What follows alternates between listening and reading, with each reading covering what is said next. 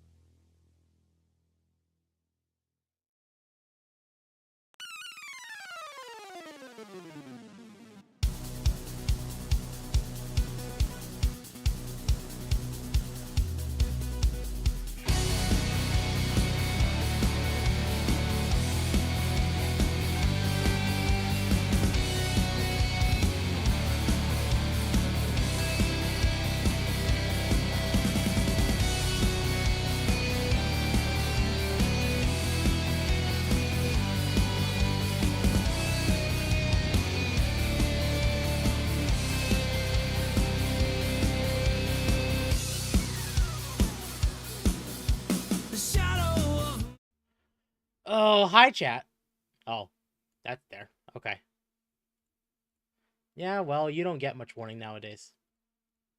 Oh no, No. you just like get up and go. Get up and go. Oh, okay.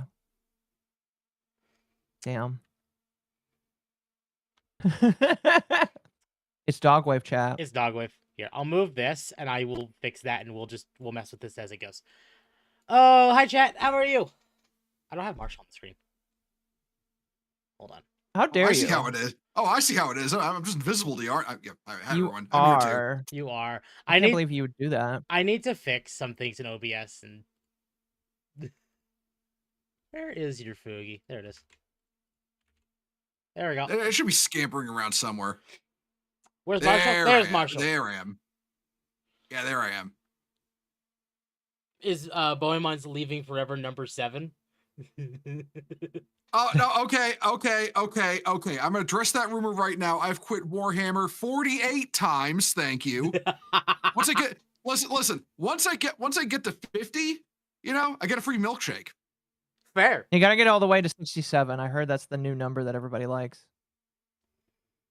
Why not 69 though? 69 is a way cooler number. People don't care about 69. It's only 67. Look, I know it's the Zoomer joke, but listen, you will never get me to care about the number 67 over 69. I'm sorry. Yeah. Not happening. No, I agree. I just don't understand it. Like, there's no relevance to it. I don't get it either. Just one day, 6-7 started appearing. I'm like, what the hell does that mean? It goes to show that we're all old now. We're not old. We just have different memes. 69 is superior to 6-7. Agreed. It is. Otherwise, chat. Hi, it's Dogwave. And my voice is back. Oh, so you're not dying now. Okay. No. Thank God. It's a rap video reference? Well, that would be why I don't know about it. Yeah, that's 67? What is the rap? Like, what? I'm confused. I haven't listened to rap since when the hell was Real Slim Shady released? That was like the last rap song I listened to. I don't pretend to know anything about rap. I'm incredibly white. That's fair. Man, hell of a week though. Oh yeah. Yeah. Temp, did I link you the meme I made that best describes the past like 36 hours in terms of like entertainment? No. The last 36 hours though have been incredibly entertaining on both I imagine it's so. good and oh god. Is it all Warhammer related? No. It is. Oh, okay. You know what? I'm gonna link it to you. You just sum up what we're gonna be talking about with this meme, okay? So we do have a lot tonight, but I do want to kind of give people a little heads up. Tonight is primarily Star Wars and Warhammer. Yeah. Yeah. Check your DMs, Temp. There it is. You just I did see that one. I like that one on Twitter. Here, I'll put it on screen. Yeah, go ahead and share that. Let them all see that. It really sets the mood, if you ask me. Let me save this. Thank you. I gotta remove Chef of a Fox.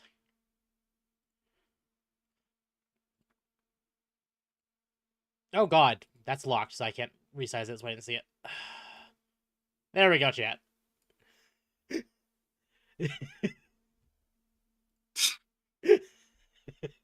Oh gosh.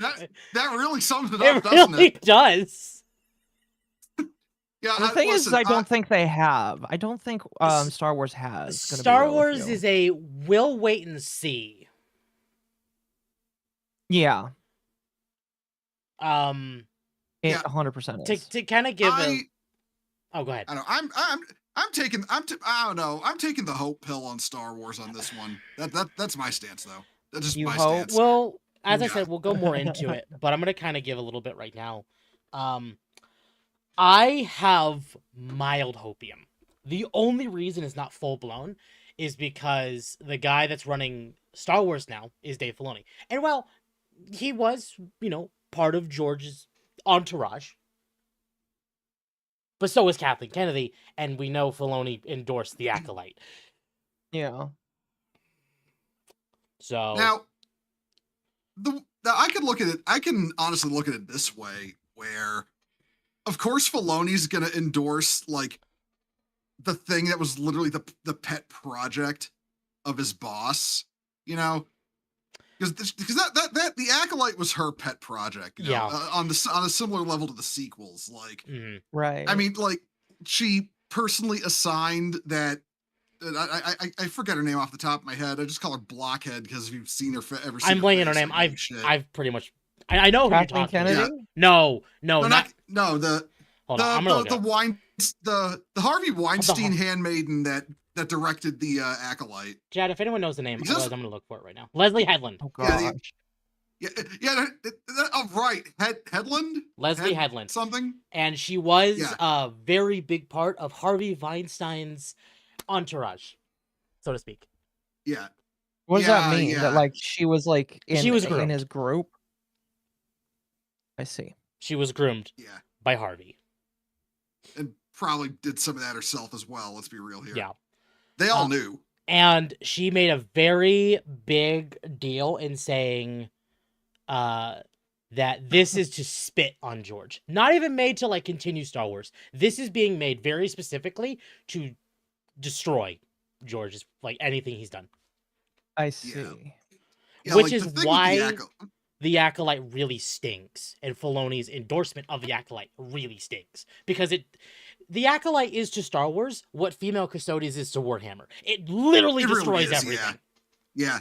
Oh, but hey! But don't you didn't you enjoy finding out that the Force is really the thread? It allows lesbian space witches to have like babies without like needing men. Look, I don't like the fucking time travel shit that Filoni made, but at least it's better than that.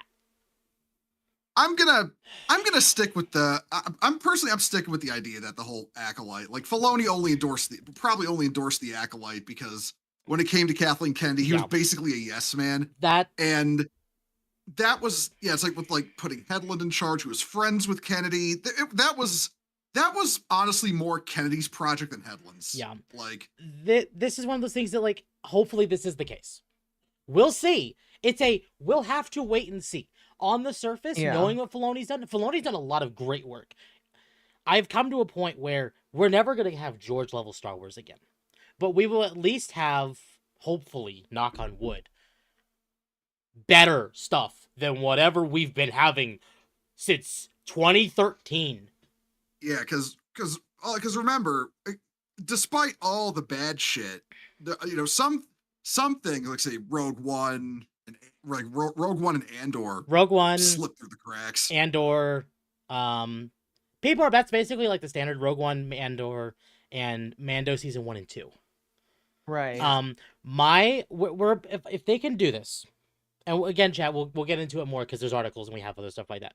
But if they can at least give us something of like in live action, Filoni Clone Wars, early Filoni Clone Wars, cool, I'm in. It's not the best Star Wars, but it's really, really close.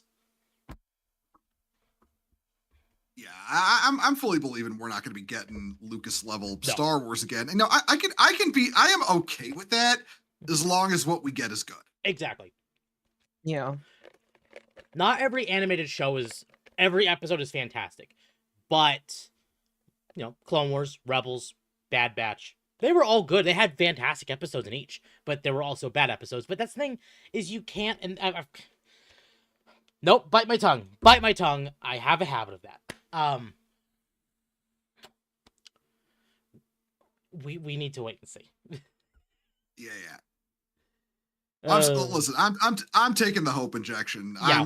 I'm gonna assume the best will happen. Mm-hmm. I just think the fact that Kennedy is actually gone is the biggest thing. Yeah. Because she was basically immune. She was like, the Idru's protection, and now she's just suddenly leaving after she said she was gonna stick around for a much longer time. Like, something happened behind the scenes. I do have to wonder if it was just like a lack of good shit. So, okay. There is a video I want to watch tonight if we have time, and it is related to the Kathleen Kennedy stuff. Marshall, I don't know if you've seen it. I know Occo hasn't, but it's a video from Star Wars Theory. And I don't watch him, so no, I wouldn't have seen it. He loves putting like clips from the movies or clips from like different interviews spread throughout. If it's like it's mocking Disney Star Wars. Yeah. And he put a lot of clips in there that's like counter, like it's literally like George and Kathleen like in different interviews. Basically, like George is like, I have the scripts for 7, 8, and 9. And Kathleen's like, George never gave those to us. Those don't exist. And it's like, you lying bitch. George himself said he had them. Well, I mean, listen, she's probably still bitter about the fact that, you know, she was the coffee servant. Yeah. You know, at Lucasfilm, and they gave her the job, so obviously, you know, yeah. Look, I hate all the people like, well, Kathleen Kennedy made Indiana Jones and Star Wars and E.T. is like, she was serving coffee to Steven Spielberg and George Lucas. Shut the fuck up. She was. Yeah. Why George? So is that actually true that she was like the coffee girl? Yes. She was essentially the errand boy. Really? Yes. Why did they give the Why George girl? put her in charge? I don't know. I would have fully said he would have given it to Filoni day one. I don't know why he gave it to her. Filoni's just been waiting for his moment. Honestly, people actually wonder why Filoni. A lot of people want Sam Witwer to have the job. Sam Witwer, he's the actor who plays Maul. Uh-huh. Oh, okay. Sorry. The only guy I remember playing Maul was Ray Park from no. live action. He is Sam Witwer is the animated voice. This has come up several times in YouTube Shorts because I am a known YouTube short browser because I'm bored. You're known for it. I've said it on stream several times and people mock me for it. Anyway, doesn't matter. But there have been several interviews with Sam Witwer. Yeah, he also plays Starkiller. Thank you. He plays Starkiller in The Force Awakens or Force Unleashed. Sorry. Where it was early. I think it was early Clone Wars, and they had to cast the son because it was like the son, the daughter, and the father storyline. Yeah. And they had to cast the son, and they brought Sam Witwer, and it was his first job before he played Darth Maul. And there was a scene where Filoni was like, he wants Anakin to tell his mother because they had a flashback scene of like a ghost of Shmi Skywalker. And Anakin was like, I want you to meet my wife. And apparently Sam basically opened up and was like, hey, that's actually impossible. You can't have your mother meet your wife when your mother has already met your wife because they met in The Phantom Menace. Right. This is not the first meeting. And apparently Filoni was like, oh shit, I forgot about that. So that's a big sign to a lot of people that Sam Witwer actually knows more about Star Wars than Filoni does. And very specifically focuses more on George Lucas Star Wars instead of Disney's garbage. Right. So that's why people want him. And that's why people are actually quite excited for the Maul animated show coming out. Because it's going to have you think Maul he's going to be a big part of it? Well, he's playing Maul, and Maul's the main character of the show. Yeah. We just don't know. Here's my question in that regard. You think it's going to remember that Maul had a cameo at the end of Solo? I don't think they'll ever mention that again. Gosh. They're never going to mention Solo ever. No. Filoni's problem is we're going to forget what it is. Overwrite old lore from other people, even under Disney canon. Yeah. Again, I'm not going to say... Go ahead. With some of the stuff they tried to add to Disney canon, that might be for the best, though. Again, I'm not going to say Filoni's perfect. He's not. Absolutely not. But at least it's better than whatever Kathleen and her shit has been.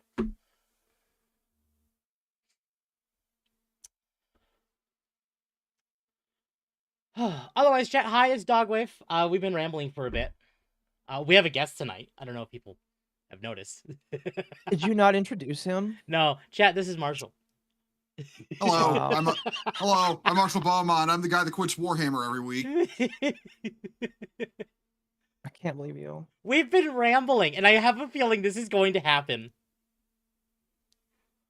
Yeah, probably. You know. Meanwhile, I'm watching my printer. I had to clean out the entire extrusion nozzle because I started a project, left, and then I looked on my camera after I got to work and realized that it, for some reason, had decided to completely fail and eat a couple grams of filament. So I had to come home and Ooh. clean it. Oof. Yeah, so it's printing a benchy now just as a test to see if it's still having issues before I start trying to print again. Hello, Marshall, the Femstody's strongest supporter. Oh gosh, Thanks, that's very mean Hurtbox. to say. Man, I'm God. Don't get me fucking started on this fucking topic. You Jesus, got my him Christ. started. Okay, so like I spent a good portion of earlier today finding like the receipts on the history of this whole bullshit as I've cataloged it as it was happening since like 2024. So Gosh, I like we forgot that had it was that old. Well, you came Yeah, so- on to one of a Dogwave before when we were yeah talking about yeah it. yeah Right. it was like I want to say that was fuck what one was that? Hold on, I can find it. I think it was the day it had like not like the day it happened, but pretty close after, like That- from back then when it like when they first dropped the codex, I think. It was That really was it? early. Yeah. Yeah. Last year. I remember because it was right after I had moved. Mm-hmm. That was, I think, still Yeah, when we it's- called it Nightwave and not Dogwave. Mm-hmm. Yeah, because shit, because there were whole like ups and downs with this whole thing. There was like they introduced them, then they introduced them harder, then they literally forgot they existed for a year, and everybody, myself included, legit thought they walked it back. It was so forgotten. And then Yeah. just like in the last 2 months, you know, in November, they remembered that they added female Custodes apparently, and we're like, oh hey, we're gonna start pushing that again. And it's like, I mean, like, we're probably going to go over the fine details, but it was legit, like, for a good year there, they were directly contradicting their own retcon in officially published material. Mm-hmm. And then they dropped the bitch from the Tithes that was the Warhammer Plus animation that had one of them into the mobile game Tacticus, and then into one of the novels, which was Ashes of the Imperium that they just released. Yeah. And now they're dropping the minis. And even I'm like a little bit conspiratorial about those minis, like in my own way, but we'll get into that a little later. We're probably gonna be looking at them. So we'll get into that when we get that far. I know I looked at him last night when I was talking about Necrons with Pontius and Yeah, I was watching that last. Those minis, man. They're bad. Oh no, they're awful. Listen, it was like, okay, so okay, a little bit of recent history. So do you know who Valrak is? Chapter Master Valrak. He's like I do not. Okay, he's like Games Workshop's paid hype guy. He says he's not paid by them. I don't believe that as far as I can throw him, and he's a big dude, so that's not very far. Mm-hmm. And he always gets perfectly accurate leaks from within the company. Yeah, if it's perfectly accurate. If it's perfect, then he's Yeah, like he's been saying for a little while they were going to do the female Custodes. He got Total War 40K leaked to him, like all kinds of shit. Every time his stuff has been leaked, he guessed the Iron Warriors thing. He guessed the Red Corsairs thing, all from this batch of previews. So there is no way in hell he is either not being paid to air quotes leak stuff, or the guy who's leaking him stuff is being paid to leak stuff to him. It's one or the other. Mm-hmm. You know, I could believe that. And when he said the reveals, like he said it like a day or two before, a couple of days before the reveal show, there was going to be female Custodes, and they'd done the thing with the one in Tacticus and the one in the book.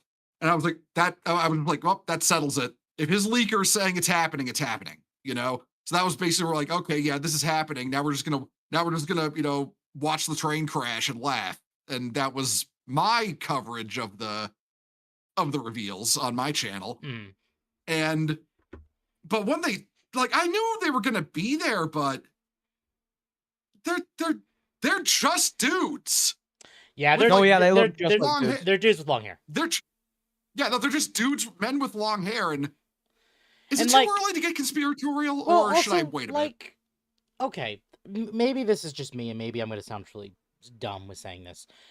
Given the way that today, you see more and more and more men with long hair, they could have just done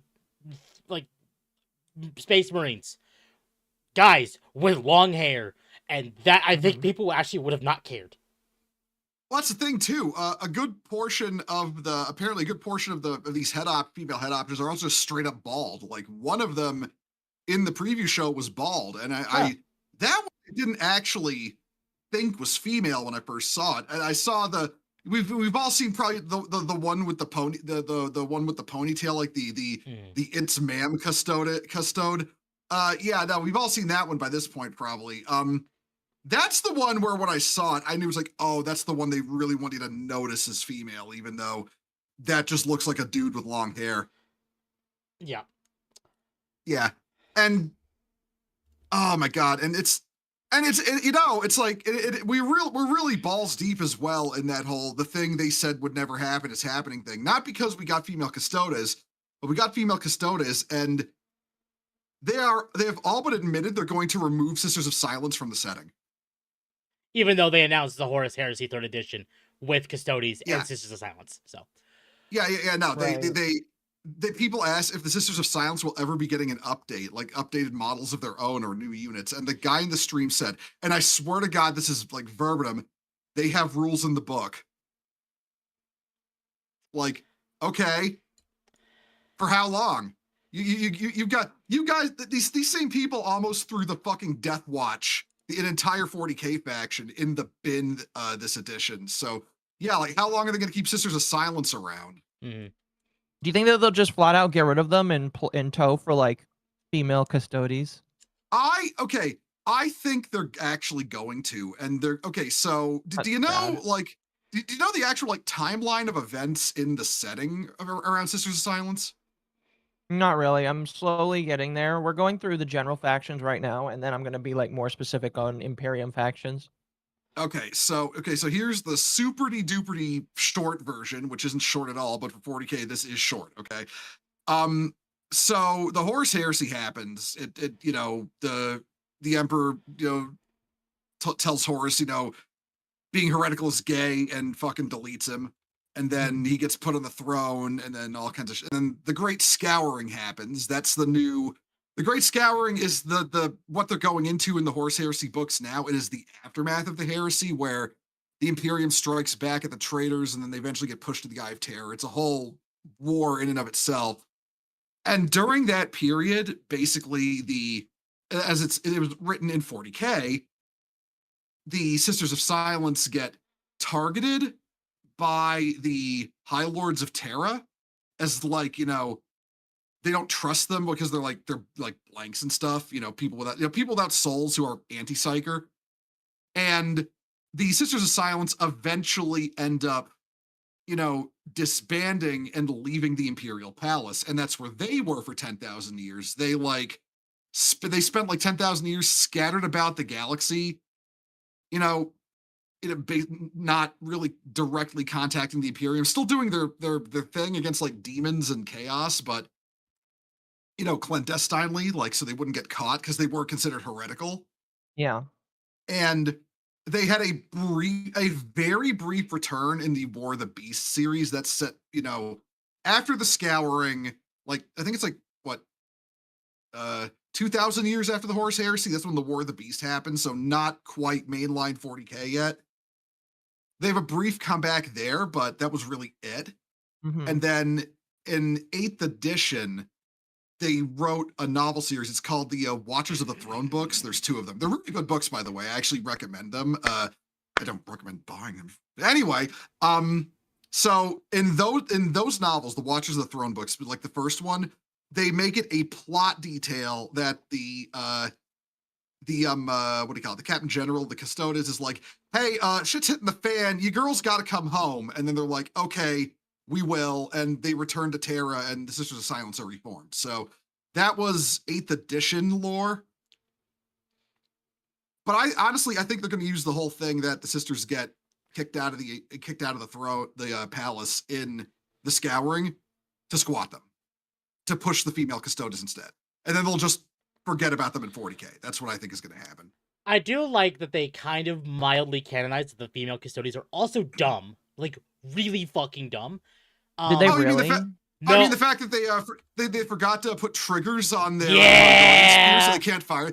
Oh, okay, listen, you can't trust women with firearms, so you just give them one, like a prop with no trigger, and it's fine. So, Akko, did you see that?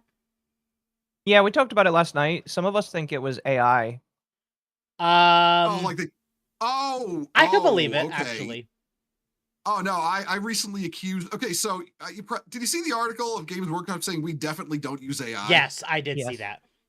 Okay, I legit ranted about that, turned it onto a video as well, like a clip of the rant, where I just flat out accused them of using ChatGPT to write the lore now. I can believe it. Yeah, like, if you've read some of the shit that came out of 10th edition, you'd probably believe it too. Yeah. I've kind of basically made my point in Discord calls, because Scotty, love Scotty, thank you. But it's like, hey, I want to buy Warhammer stuff, and I'm like, no. Cease. Print it. I don't even know Scotty. I'm about to smack him upside the head with a newspaper saying, no, that's Scotty. Like, I get it. Like, they want to buy the games. And, I get it. The games have been actually good. Games are a little different. No. Because Games Workshop has actively made it known they want people to move away from the minis to just go games. They want to double down on games. Why'd they make these figures in the first place? Oh shit. Okay, Temp, you and I must be having some like retard to retard communication here, because I've said the same fucking thing. I'll like what it is. They're doing a thing now where for decades, like literal decades, ever since they started doing shit like Dawn of War, right? Because Dawn of War 1, they had basically every tabletop faction in Dawn of War 1 by the time Soulstorm came out. No, they just straight up... I forgot, Mechanicus didn't exist on tabletop back then. So yeah, they just had straight up every faction except Tyranids. They had every faction except Tyranids in the original Dawn of War. They had that was the only tabletop faction at the time that was not in Dawn of War. And ever since then, Games Workshop has been really fucking cagey about putting too many factions in the strategy games. It's always like a two faction fucking, what do you call it? What is it? XCOM style game like Mechanicus or Chaos Gate Demon Hunters. Or it's when they did Dawn of War sequels, they would only have they would have less factions in them. And then expansions would come out and they'd add more and Yeah, but like say Dawn of War 2, they had they started with Space Marines, Orcs, Eldar, and Tyranids in the second one. And then later they added Chaos and Imperial Guard. But they didn't add as many factions the second go around. And then Dawn of War 3, they had even less at the start. It was just Space Marines, Eldar, and Orcs. And the less we say about Dawn of War 3, the better. But they're now doing a thing where, so there's a game called Battle Sector that came out. It's like a turn-based. It's the closest we've got to just the tabletop done in a video game in terms of like gameplay. Officially, it was originally. Yeah, officially. And it originally just had Blood Angels, Tyranids, and like that was it. And it had Sisters of Battle were present in the story mode, but not playable. Right. But then they started adding more factions, and they added they added Orcs, they added Tau, they added Demons of Khorne, they added Imperial Guard, they added Sisters of Battle as a playable faction. And now they're adding Chaos Marines, Ultramarines, and a third faction like this. They're throwing it all in there, like everything.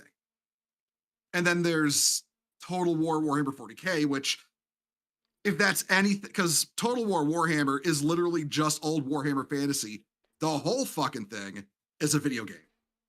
They're going to do that with 40K too in Total War Warhammer 40K. They're going to have every single tabletop faction present. And I think it's because they want to, like Temp said, because he thought this too, apparently. They're trying to get out of tabletop gaming. I don't think they'll quit doing... It's not profitable. When you look at the cost of the actual models versus the cost of the actual games, the models aren't profitable anymore. Well, I think that, and I also think that they realize that everybody's just going to start printing them with their resin printers anyway. Exactly.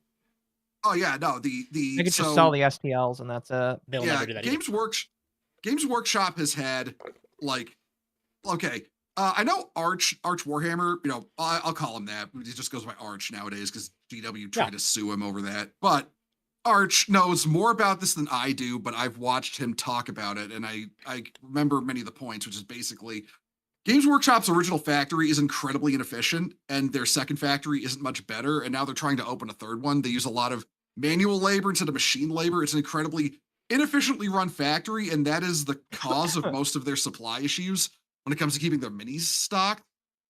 And then this is another thing though, and it has to do with their printing as well. They rely entirely on China to print their shit, their books, their anything cardboard. They had an incident with a game called Curse City a few years back where it was a Age of Sigmar themed like board game, you know, limited number of minis and characters, but you play in like a adventure board game kind of thing. Right. They announced Cursed City, and this was their Age of Sigmar version of the game. There was a Blackstone Fortress, that was the 40K version. Blackstone Fortress was really good, by the way, but Cursed City.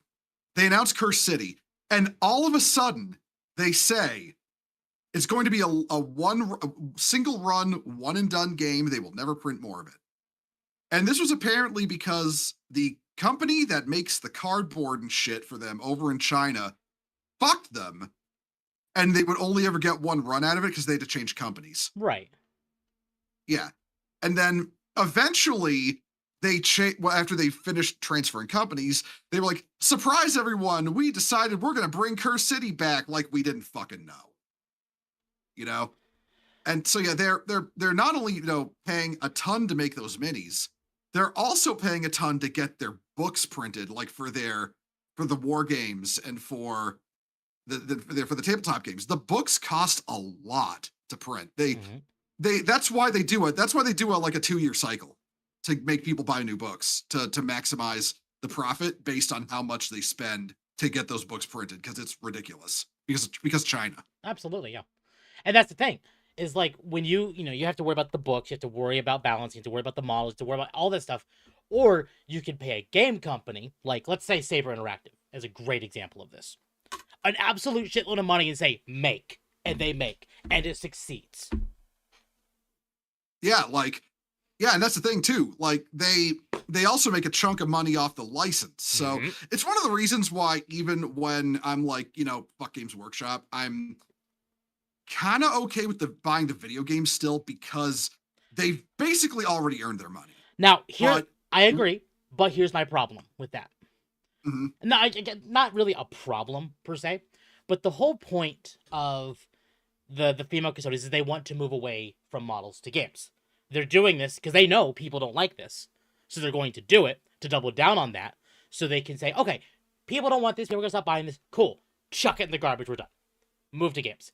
They want people to do that, which means don't support anything.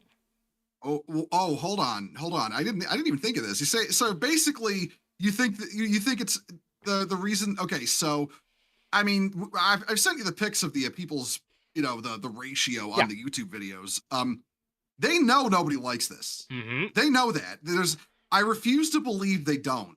Where is it? Like, in fact, part of me thinks the reason they dialed back bringing up female Custodes the way they did for so long, for like a year after releasing the tithes, basically, was because obviously you can't look. I want to say that's the. Could you scoot the video over to the left? I think that's the faction focus. This is the new one from 2 days ago. This is the announcement. Okay, yeah. This is the new one. It's already at a 7-to-1, 8, almost 8-to-1 ratio. Down votes to up votes. You know, and then So the how did we the get faction- that? Is that like It's an extension. using a plugin? It's an extension for an extension for well, I have Brave browser, but yeah, it's an extension. Well, And Brave, it just oh god, what was my model doing? Freaking the fuck out. Yeah, That's clearly. what it's doing. it's trying to process the shit writing in Warhammer and having a stroke. Maybe I could believe that.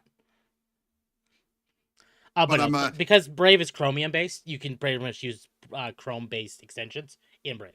Yeah, but yeah, it basically unhides the dislike button, and yeah, no, both the Custodes faction focus video from 10th edition, 17,000 dislikes. Yep. It's to like 4.6K. Yeah, it is. Nobody liked this, and there's no way Games Workshop doesn't know.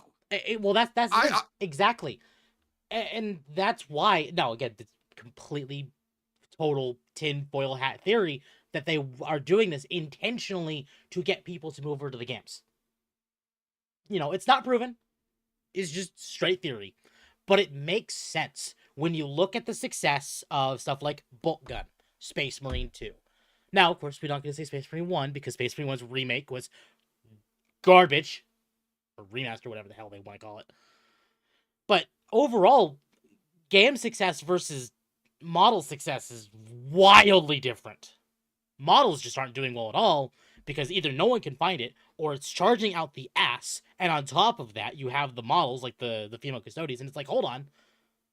No? Well, I mean, even just like looking at okay, I kind of, when I first saw them, even I said, like, on stream, they look good, you know. And this was before the female head showed up. And of course, I'm gonna be objective, like female Custodes or not, commenting on the, you know, because the quality of the actual model is a separate animal from the lore behind it. But I've actually given it thought, looking at those new Custodes. They look weird, like discounting the female Custodes, the height of the helmet, the fact that for some reason the helmets are way too pointy, way too high. The top knots are too long. The Aquila, there's no Aquilas on the legs. It's like part of me thought they cut the Aquilas off the legs. Yeah, part of me thought they cut the Aquilas off the legs because they're trying to cut down on fascist symbolism. I can believe it. Because I mean, because now there's the Imperial Double Aquila is not a fascist symbol. It has nothing to do with the Reichsleiter. Fuck, I can't speak German. The Nazi eagle. You know what I mean? It has nothing. Yeah, you know the one I mean.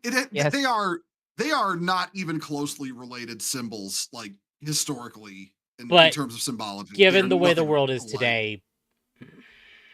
Well, more like the retards who see it's less that and more the eagle bad retards who like Iron Eagle are that's what it means, like the Iron Eagle, the Nazi Iron Eagle.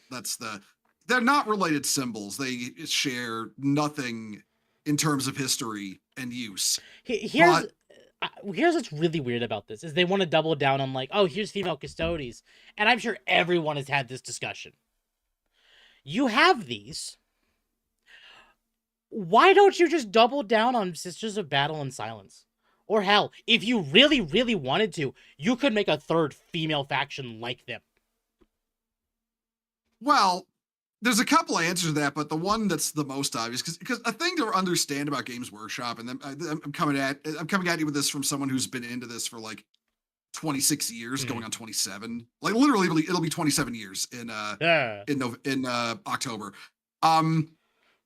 Games Workshop is a company, and I very specifically word it this way. They're a company that is perpetually a decade behind the rest of the world. They are, in a decent way, the Nintendo of tabletop.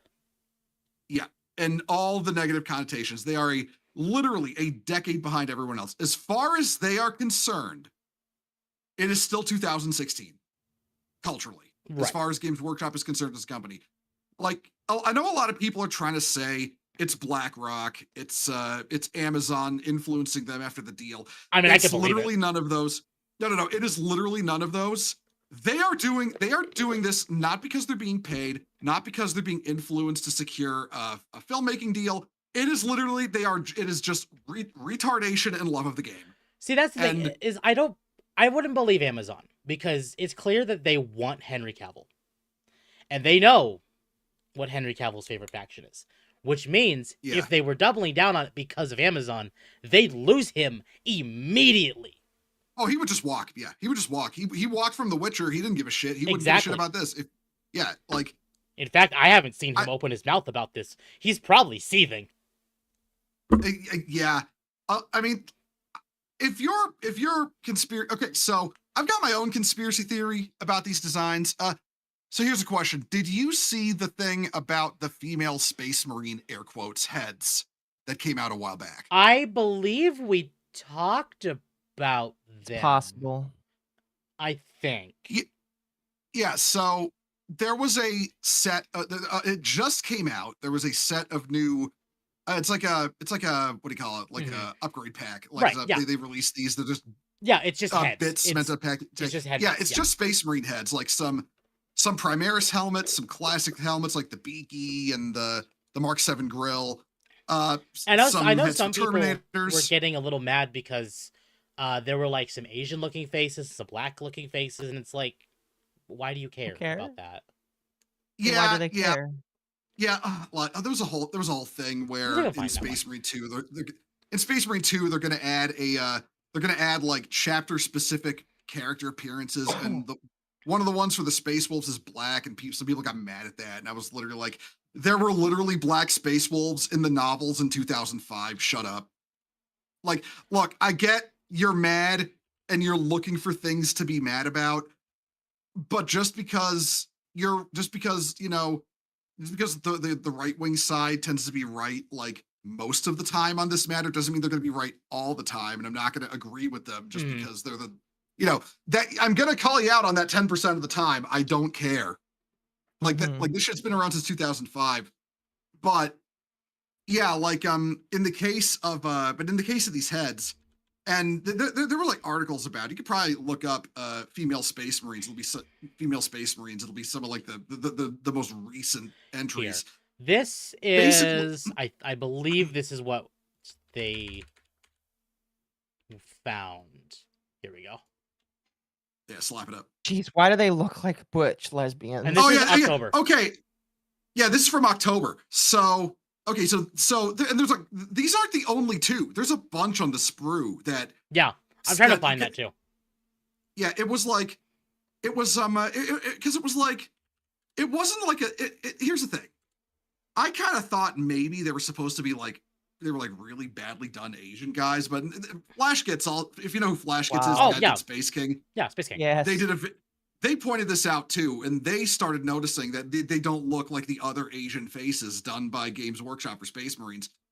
And it was also the instant recognition, even for people on the side who don't want female Space Marines. It's just, they saw these faces and it just clicked, female Space Marines, right? I think these were actually either supposed to be female Space Marines at one point, or they're going to Trojan horse them in the next edition. That so? I could believe. Like they're gonna sell this upgrade kit. People are gonna use it. People are gonna glue the heads on, and then 11th is gonna hit. Oh, hey, guess what? Call made the fucking sissy hypno-feminization gene for the gene seed. We can have female Space Marines now or some shit. I don't fucking know. To answer Akko's question of when 11th edition probably is, it's probably this year, actually. It will be this year, yes. We are at the end of 10th edition's life cycle right now. It will be probably middle this year, probably around summer. They will probably announce it in middle, and they will be releasing it in Q3. Maybe Q4. Yep. That's because like the current thing they're doing with what was it, the 500 Worlds campaign books, the Maelstrom campaign books, and that they're gonna, apparently the third one is the Eye of Terror that was That comes from Valrax Leaker, so it's probably right. Yep. And then there's going to be one for Armageddon, which rip that dropped after this bullshit, because I probably would have bought that one. I fucking love Armageddon. I would be totally honest. While I don't want these to exist, if we can have one moment where we see a female custody struggle in a scene, and whatever Titus is now just absolutely just whoop ass and be like, what the hell are you doing? That'd be great. That'll never happen. That'll never happen. Be it great. will be a fan thing. But, okay. Have you guys read the 10th edition Custodes Codex? No. And watched Tides episode 2? Because I don't have a Warhammer Plus and I don't really pay attention to that, I have not watched any animation. Oh, I don't blame you. I don't blame you. The only animation I've watched, and it's again because of YouTube Shorts, is the one with Sakan, with all the Necrons and the Ultramarine. Oh, Pariah Nexus. Yeah. Okay, yeah. Which is really good. Yeah. Because that thing, the Tides was really disingenuous. If you check those links I sent you, one of them is the two. One of them is they're like articles that hyped up Tides episode 2, because the first episode of the Tides is just literally just a follow up to Pariah Nexus. It's about Sakan and a Ultramarine fucking, what do you call it? Oh shit, what do they call it? Apothecary, like the Gravis Apothecary. I forget the exact name for it. But they're basically like trying to recover. They're trying to recover lost gene seed or something like that. Right. And that was the episode they led with. So they were like, "Oh hey, look, Sakan's back, guys," and everyone loved him. So yes, yeah, I can see people liking Sakan because Sakan was a great character. Yeah, and then they advertise episode 2 with an article, and that's the first of those articles about the Tides that I linked you. And they said it's going to be about a Sister of Silence. And everyone was like, oh shit, the Sister of Silence are getting love, you know? And then literally the day it drops, they drop the second of those 2 articles. That's all about Tirith, the female custodian, and how, oh, well, looks like they exist, you silly chuds. You just have to be mad about it. They don't say it in as many words. But... I can see. Oh yeah, there will be many martyrs this day. Yeah. Oh my gosh. Oh, okay. That's Tirith. She's fat. She's fat, cat. Oh, is that the wrong one? That's no. You shit. Well, I'm pulling from what you sent me, so I'm just making sure. Okay, scroll up a little bit. It should be right above the articles. Oh, that one. Yes. Yeah. That's her from Tacticus, though. Yeah. That's her. Yeah, and she's fat and ugly. There's Tirith. There's Tirith, guys.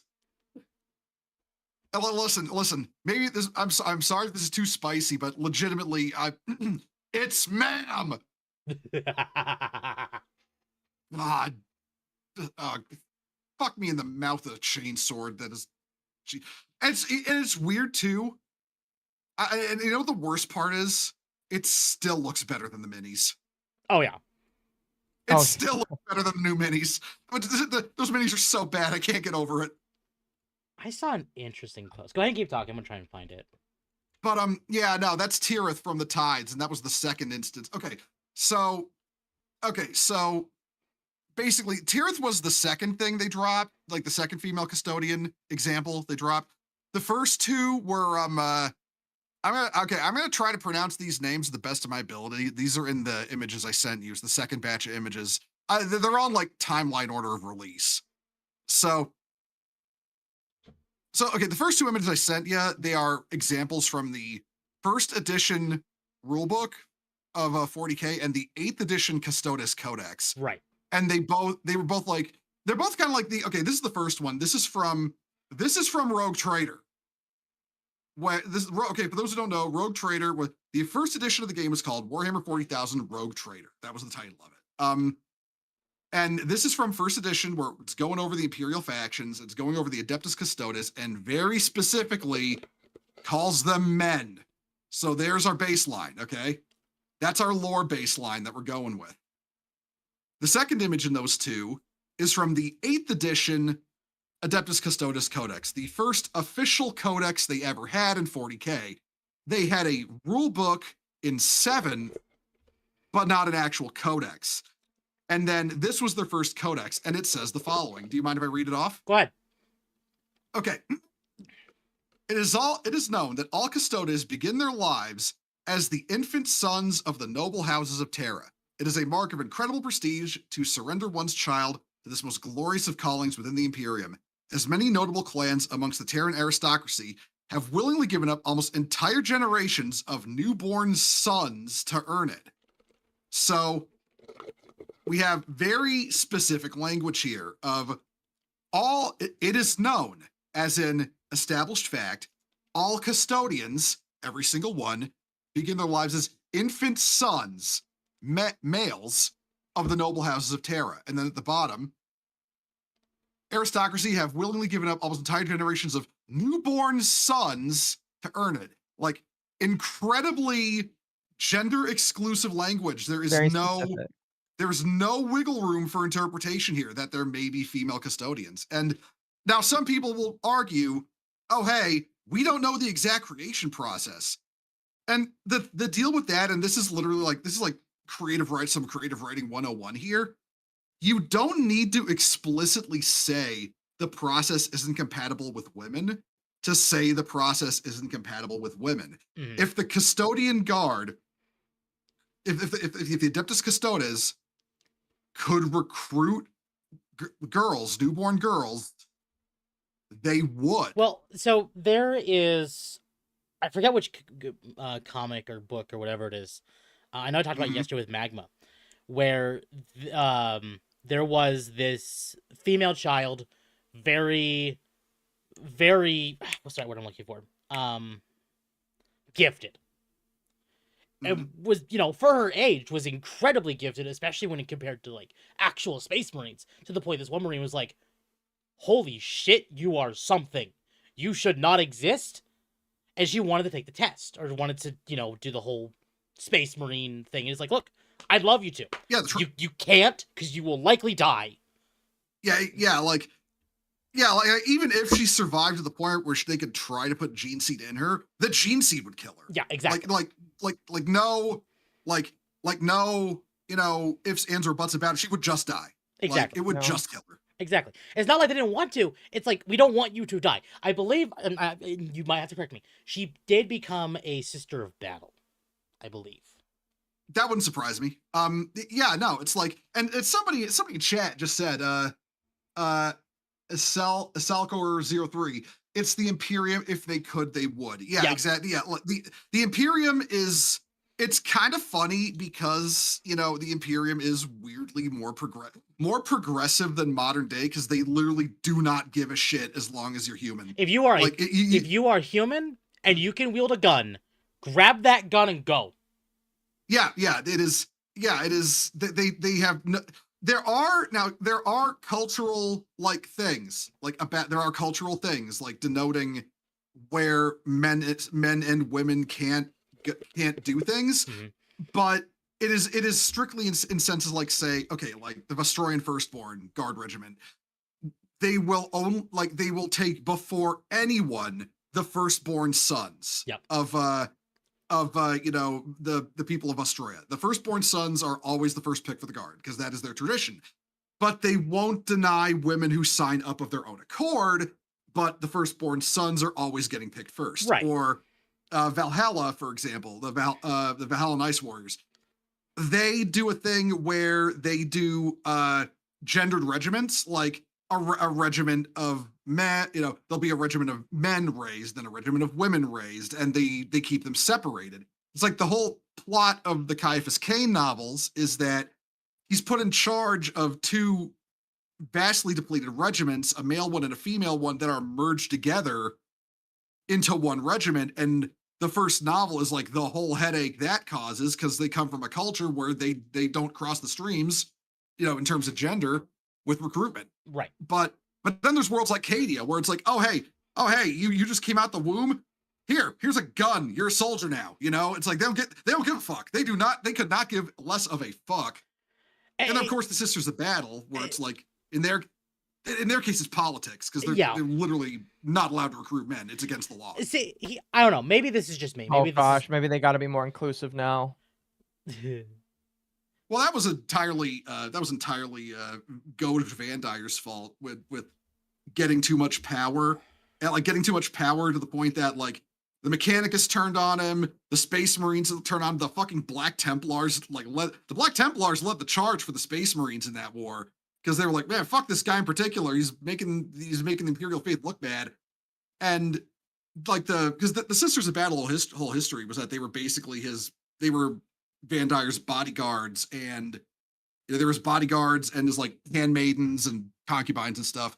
But then they turned on him when a custodian took their leader down to meet the Emperor, and she was like, "Oh no, man, this Van Dyer guy's like he's like fake. He's fake and gay. We got to kill him." So they did, and after that, Sebastian Thor, the guy that organized the revolt against Van Dyer, was like, "Okay, we can't let the ecclesiarchy as the church have all that military power, but these Daughters of the Emperor are kind of based, and I don't want to disband them. So, okay, I'm going to write this very specific rule called the decree passive that says the ecclesiarchy is forbidden under law from having men under arms. I said nothing about women. That's the Sisters of Battle. That's their origin. So yeah, it's like there's gendered shit in there. Like you're not like some genders can't do stuff, but honestly, female exclusivity, like no men allowed, unironically more common in the Imperium than men only. It's actually kind of funny that way.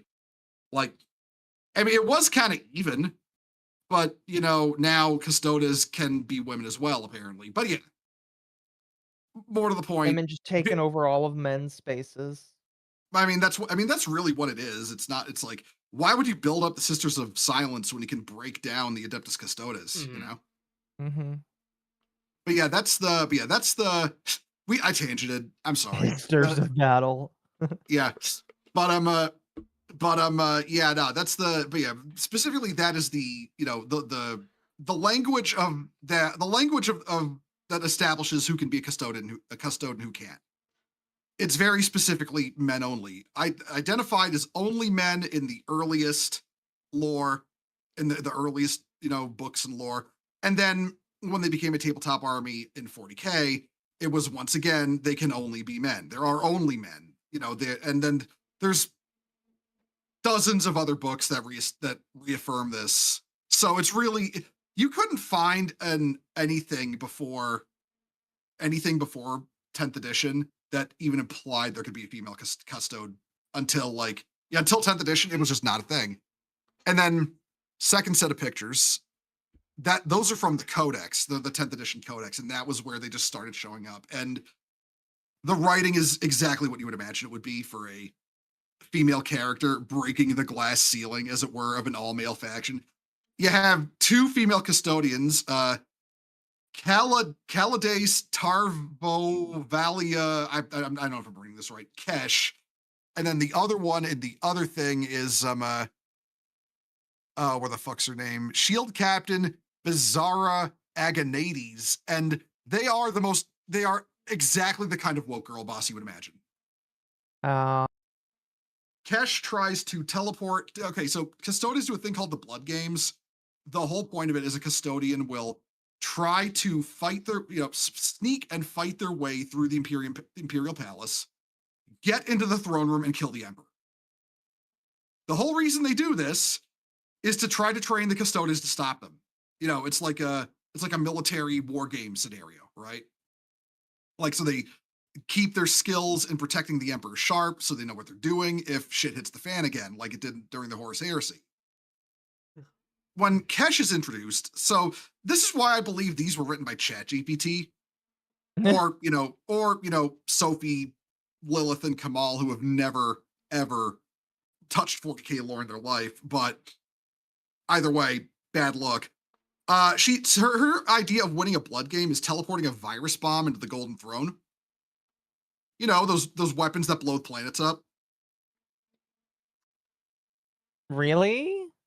I'm not making this up. Kesh's whole little lore story in the 10th edition Codex is her plan. She basically uses her authority to take control of an Imperial warship, and then says, "You're going to teleport a virus bomb, a planet-killing weapon, into the throne room." With the Emperor. Yeah, with the Emperor. Now, currently sitting. He sits on yep. his seat. Yeah. Now, again, that is not how you do a blood game. You are supposed to physically fight your way to fight and sneak your way to into the throne room and try to get into like a checkmate position against the emperor. That's how it's supposed to work. So I want to Right. point out underhanded womanly tactics. Yeah. Listen. Well, it was a popular meme because the Adeptus Custodes 10th edition codex, when it came out, really fucking sucked. Like, they nerfed the shit out of the faction. The common joke was they added women to the Custodes, now they can't fight anymore. Ironically, here, I really hate the new lore they have for the I don't want to say Iron Hands. Iron Hands is wrong. The shit, what is their faction? The knight looking guys. Night Lords? No. Night Shit. looking guys. Like the guy, like, Templars? not Templars. Hold on. Dark Angels? No, hold on. I'm gonna look at them. Grey Knights. Grey Knights. Thank you. Grey Knights. Okay. Because we got the night looking guys. That's like 3 chapters off the top of my head. So. Well, Knights is in their name, and they. Yeah. I know. I know what you mean. Anyway, because the new thing is like, oh, the whole thing is they're gonna kill the emperor, and they get stopped by Oh Custodes. god, the Terminus Decree. Oh my fucking god. But if you think I know about what it, you're talking about. watch. The whole thing it's heresy.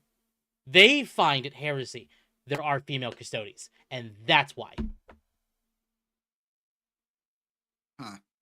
It's stupid. I mean, it's probably not, but that'd be funny.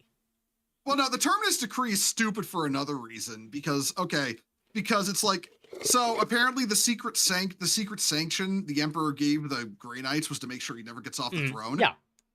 Well, okay. Well, there's just, and they apparently have to fight the Custodes to prevent it from happening. Just here's the problem though. The Custodes also know the Emperor can't get off the throne because if he gets off the throne, the fucking broken webway portal beneath the throne is gonna it's gonna prolapse reality and pop a warp storm. Oh, I hate that Eye image. of Terror right on top of Terror. Ooh. Right. Yeah, no, it's like if he gets off the throne, that the broken human webway project, which is the reason he has to sit on the throne is to keep that shut, is going to open up and destroy Terra. Oh. So and the Custodes know this, so they wouldn't want him to get off the throne either. And you want to know who else knows this? The fucking Emperor. So he wouldn't want to get off the throne either. It's literally a case of they'd all, like the Custodes and the Grey Knights would all show up in the throne room to fight, stop for 5 seconds and be God like, damn it, why are we fighting? Victus, I was keeping my mouth shut. No. I'm not reading that. Fuck? But yeah, no, it's like, wait, what? So, because Why? you said the pro, like, I'm not reading that out loud either. Fuck that. Because of how you said the whole, like, portal under the throne prolapse and everything. Yeah. But yeah, more to the point. Yeah, I don't want to be here anymore now. No, we are not reading that. You cannot make me. No. Yeah, no. But the main point is the Custodes and the Grey Knights would not fight over this for any reason. They're like, the Grey Knights would be like, we have to put the Emperor back on the throne. And the Custodes would be like, yeah, we know. We can't let him get up off the throne. And then the Emperor would like, yeah, you are right. I can't get up off the throne. So there'd be no fight. There's no drama here. There's nothing. God. So I would hope not. I really hate that chat's making it worse. And the whole, like, I'm just imagining the Emperor just like, guys, I can't leave. It's like, why? If I stand up, the biggest shit ever will happen, and we cannot let that happen. So I sit here. I've been calling the Great Rift I've been calling the Great Rift opening up after Cadia fell, the galaxy prolapsing itself since 8th edition. So, like, yeah. If we let the Emperor shit, that will be the next coming of Nurgle. Exactly. But yeah, so yeah, back to Custodes. Right. So Kesh, yeah, obnoxious girl boss, wants to blow up Terra with a virus bomb. She gets stopped and then like throws a huff and says, kill every single last man, woman, and child on this ship because I'm mad. And that's the end of her story. Yeah. So yeah, she throws a huff and kills like tens of thousands of people who did nothing to her because she's mad. Right. Because she's mad. Yeah. The second one, Agonades or whatever her name is. So her whole thing is apparently that Custodes usually were called Dawn Eagle jet bikes. They're like hover bikes to get around. It's like, they're a fast attack unit.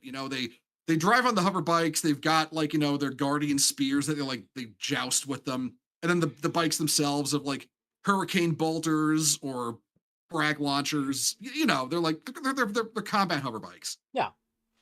Apparently, so these aren't designed for atmospheric reentry. It would not matter how much you up-armored them. They would not survive atmospheric reentry. They're good tech, but a custode is not surviving atmospheric reentry. She can apparently survive atmospheric reentry because, fuck you, she's the power of, women and vaginas on her side or something. Because that's her whole thing. She drove Dawn Eagle jet bikes from orbit through the atmosphere to attack enemy positions. Because fuck you, I guess. And That's I know some people so lame. She's such a Mary Sue. Lame and gay. And I know some people might say, what about Primaris Inceptors? They drop through the atmosphere in their armor, right? And it's like, yeah, the difference is their armor is specifically designed to do that. It's a specific expansion pack for Mark 10 Tacticus armor to do that. It does not matter how advanced the Custodes Aramite armor and their Dawn Eagle jet bikes are. It is not designed to survive atmospheric reentry. Like, that armor has limits. Custodes do get killed. It happens. I brought up the fucking Watchers of the Throne novels. You have Custodes dying to Chaos Space Marines at the end of that novel. So yeah, no, there's another Mary Sue. And then there's this. I decided to throw it up on the screen. This is the infamous tweet to justify female Custodes and where they came from back in 2024 in April when the Codex came out. Sorry. In regards to female custodians, there have always been female custodians. Sorry. They've always Fate Weaver. They've always been there, you silly chud. You were just too. Oh.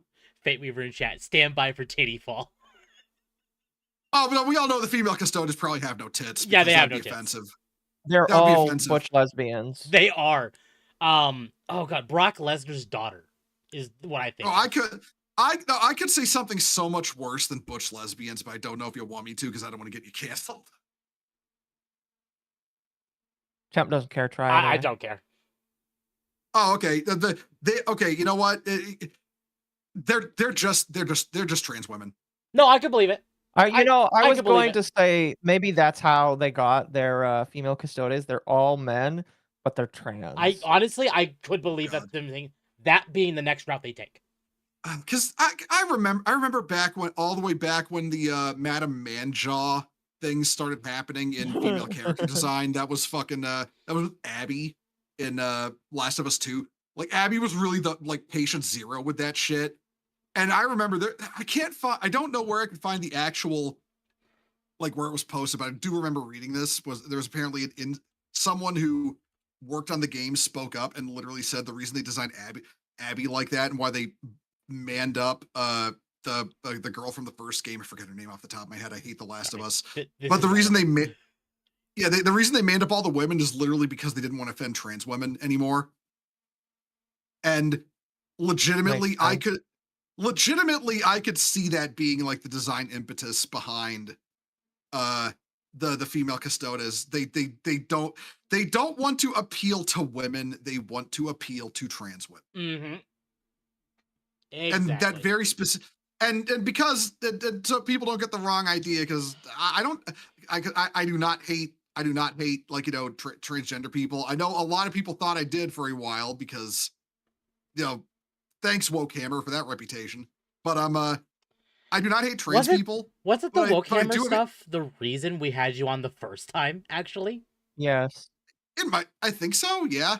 But just no, it's impromptu. Yeah. I don't get, but the whole design thing, it is absolutely meant to appeal to a very specific brand of person who identifies as transgender. That is the AGP, you know, the AGP activist type, if you know what I mean.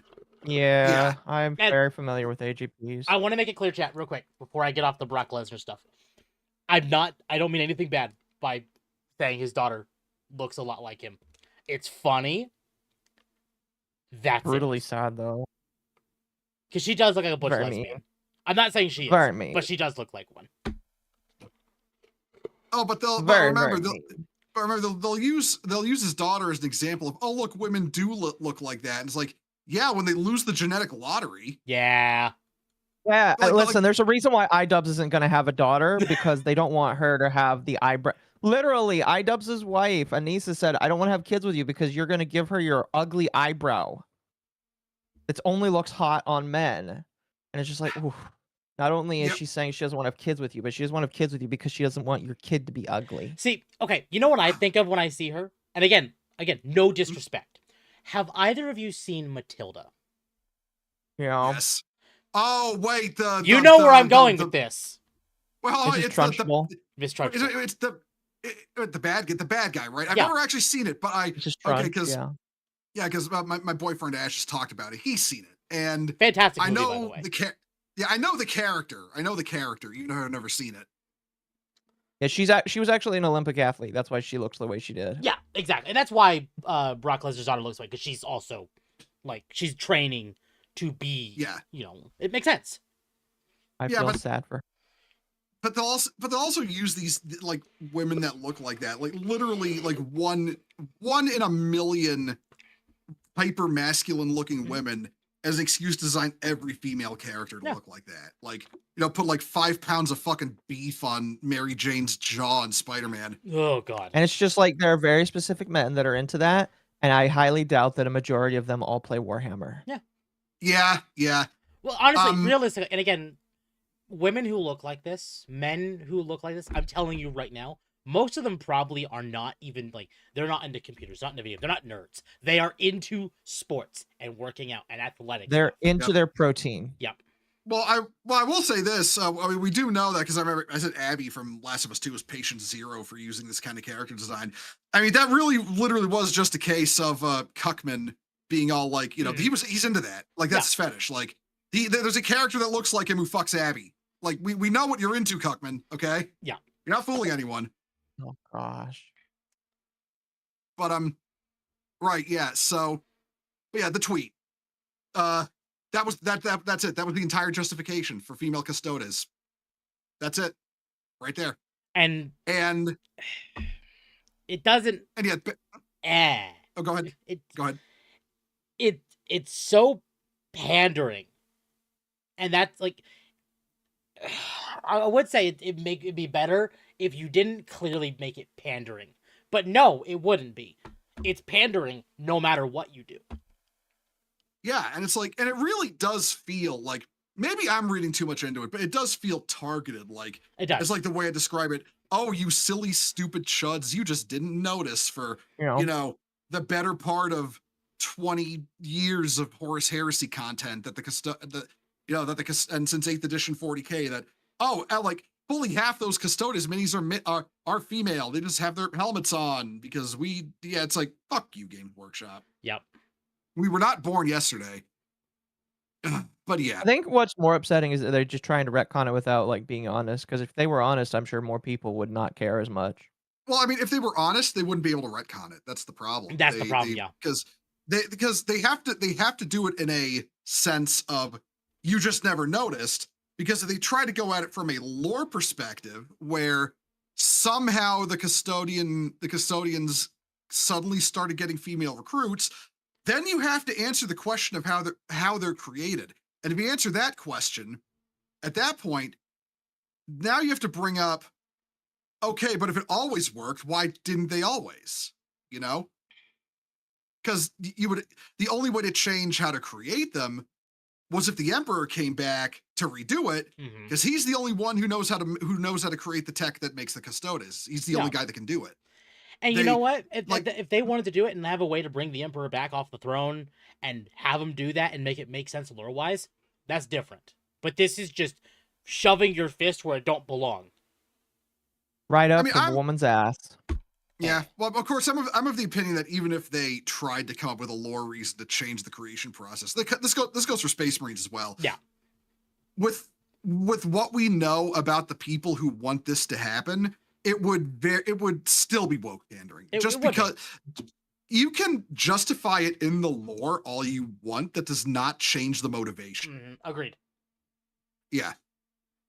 And if the motivation is suspect, that affects the lore, because then you know the lore itself only exists because you've got someone reaching into the lore, like twisting and crunching it around until it fits in a way that works with their real life agenda. I've described it as what Disney does, where when Disney doesn't touch something, like when they leave stuff alone and they let the people in charge of what they're creating do their thing, it turns out fine. But when Disney touches it, it turns rotten. This is in the sense of this is Games Workshop not letting the creators do what they want and instead shoving their fist where the sun don't shine and making it rotten.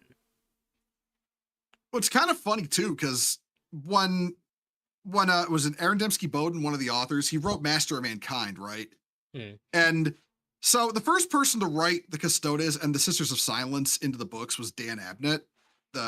He's like their big guy, you know, like when Games Workshop needs to sell something, they get Dan Abnett to write a book about it. Right. That's what it is. Because he's really fucking good too. And Dan Abnett wrote, and other authors, but Dan Abnett codified the lore on it, like on the Custodes, when he wrote them in the Horus Heresy, in several Horus Heresy books. And then when Aaron Dembski-Bowden got around to writing a Horus Heresy book about the Custodes, that was Master of Mankind. And he brings this up all the time, where he told the heads at Games Workshop he was going to write female Custodes, because as he put it, there's no lore on the Custodes, so I can do whatever I want. Which, you know, no lore on the Custodes. The Abnett's books had been out for a decade by this point. I will point that out. And Aaron Dembski-Bowden, we call him ADB for short because his name's fucking annoying. ADB is a really obnoxious guy. Like, he thinks he knows the lore better than everyone and does not care what you write. He will just write whatever he wants. He wanted to put the female Custodes in despite there already being a decade of establishing lore that they're all men. He's the Ryan Johnson of Warhammer. No, because he can, when he actually tries, he can put out a banger. He wrote Hell's Reach, which is literally my favorite 40K novel. Fair. Yeah. When he tries, he can do really good. So he's not quite Ryan Johnson, but when he gets really full of himself and is like, you know, going to Reddit for affirmation, because he loves to go to Reddit for affirmation, then he really shits the bed. And he wanted to have female Custodes as far back as the book Master of Mankind, despite there already being established lore that they're only male Custodes. And the Games Workshop executives literally told him to go fuck himself and write that there's only males. So this was back around the time that book came out. But yeah, Games Workshop, again, 10 years behind. So nowadays they think it's 2016 and wokeness is in vogue. So of course they're going to put this in. I mean, there's a lot of people that still think that it's okay, and they're just waiting for certain people to get in and out of power or whatever. Yep. Yeah, but returning to the timeline, if that second article on the tides, that's the one where they go on into about Tirith in the tides episode, and that's where they really start to rub it in, you know, like they start trying to rub it in that they Tirith is a woman, like what is this? Okay, here we go. I'll read this from the article. Tirith Shiva Kairos, the first three of a long list of blah, blah, blah, blah, blah, blah, has the privilege of being our first portrayal of a female custodian guard since the recent revelation that custodians can be any gender. This fact came as a real surprise to many since it wasn't something previously explored. Ooh. That in and of itself isn't a particularly unusual thing for Warhammer 40K and its lore. There are simply loads of things the Warhammer studios have never expressly stated, whether it's ruling them in or out. So basically, we don't have to. There it is. There it is. That's what I just read off. It is literally just saying, lol, unreliable narrator chuds. We always thought they could be women. We just never did anything about it until. No, you fucking did. Can I just say this site is horribly designed, by the way? What, the way the site works out? Yeah, So, no. The Warhammer community website fucking sucks. Yeah. I was using the search feature, which is right, where the search feature is in, Brave or Chrome. It takes you to articles. Right. Well, no. So this no, the actual browser search feature, like for words. Mm-hmm. But that is hovering right above the downloads. So when I go to close that, it just brings up the downloads thing, and it's the entire page. It's like, holy shit! Hey, stop. Hey, a fun fact about the Warhammer community website and every website that Games Workshop runs. Games Workshop has an exclusive contract with a web design company that's owned by the wife of the former CEO, Kevin Roundtree. That's weird. Yeah, no, Kevin Roundtree was the guy who they literally fired him because he killed Warhammer Fantasy and created Age of Sigmar, and it fucking flopped in its first edition, and the company almost went under because of it. Maybe it should have. Well, yeah, but they're literally under contract with the guy's wife's web design company, so they can't do anything about it. Yeah. Yeah. Roundtree got a golden parachute as he left, by the way. He almost tanked the company, but hey, he got money off of it. So my virus is an endospore phase. Yeah, like it's kind of in and out right now, except in places like Games Workshop or Nintendo that are like really behind the times. They're catching up to where we were in like 2018 through 2023. I'll be honest though, I think fucking Nintendo will catch up quicker just because I get the distinct feeling they're gonna have to. The current government in Japan is going to put boots to ass. They're going to have to catch up. Either Nintendo's going to leave Japan entirely, or they are going to have to catch up really quick because the new prime minister is not taking this shit. Period. Oh yeah, no, she's going full Japanese nationalist. I'm kind of fine with that, honestly. If she says that Americans can't come in, though, I'll be sad. It is. No, I think it's heartwarming though. They won't do that because the Japanese do need money. They do, yes. Ooh. But they're going to make it much harder to get into Japan. Very true. If they just get rid of fucking what's his face from Trash Taste, I'll be fine. They will never get rid of Connor. Listen, they can. You can denaturalize somebody if they are against your country's values. So they can denaturalize Connor. It would be amazing. I was gonna say with Trash Taste, which one? All three of them are shit. Yeah, but like arguably Connor's the worst. Occo has something against Sea-Dog, and I get why, but out of all of them, Occo has the most against Connor. Oh no, fuck. Listen, Connor's the worst. Sea-Dog. All of the others, the other two are slightly more redeemable, I would say. Yeah, no, they are. Well, Gigook's got that whole problem where it's very clear he only likes, anime in that very, ironic millennial sense, because I still remember his fucking their video about how Gundam is impossible to get into, which is fucking hilarious because it's literally a case of episode 1, bro. But he's like going on and on shilling Witch from Mercury, the latest Gundam that came out at the time, and which it was mid, it was okay, I guess. But calling it where they had a failed lesbianship. Well, the lesbian relationship in that was just never canon. Okay, and people were pissed off but yeah, no, they never got together in the actual anime. But no, it's like he's talking about how Witch from Mercury is the best Gundam ever, and then he talks about how the one before that, Iron Blood Orphans, was the best Gundam ever, and then pivots and says Iron Blood Orphans sucks though. Watch Witch from Mercury instead. Like over a course of like 10 minutes, he goes from praising Iron Blood Orphans to saying it sucks. Sorry, this is interesting. So Omega Alpha Tifo, Connor isn't a citizen. He's on a work visa. Oh, suspend that shit. Get him out. What work? He's a full-time content creator. Yeah, he doesn't do work. Unless it's like some kind of like voice acting with anime thing that they got going. I mean, that's the only thing I can imagine. I mean, granted though, with the state of localization, I mean, we can just replace him with a machine. It'll be cheaper. Yeah.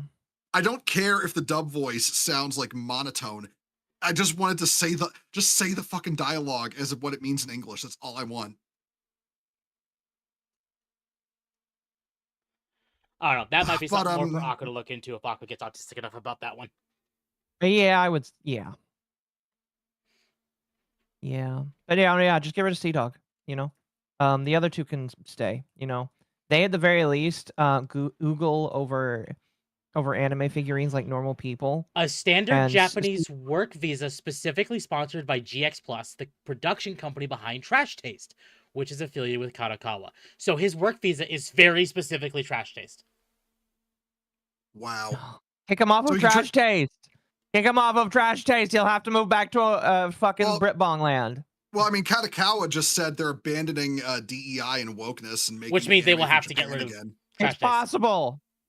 It's possible. He'll be forced back to Britbong The sad land. part is, here's what's funny. He just moved. I think he just bought a house in Japan. Force him back to Britbong land. Listen. Save Japan. Connor gets sent home to all of Trash Taste gets sent home to their home countries. The good ending. The good ending, yes. Again, I don't really care about Giguk and the other guy. I just want Connor to be fucking thrown back to just thrown back home, and I want him to seethe over it. And if he screams out to the void, I'll say, Hassan Piker. That's the only reason that'll be given. Have you two seen why people are now calling Magma Magma Piker? No. No. Did he shock his dog? No. I'm gonna bring this up. It's a clip for. So he hasn't been shocking you. Okay, you're not being abused. I'm happy. No. That's good. So the reason why, and let me grab this clip because this happened yesterday.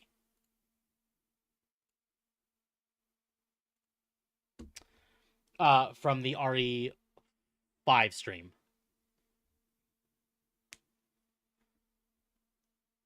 So Magma shocked me twice with the baton. He shocked you. So he and did then died immediately. So he did shock the dog. He did shock.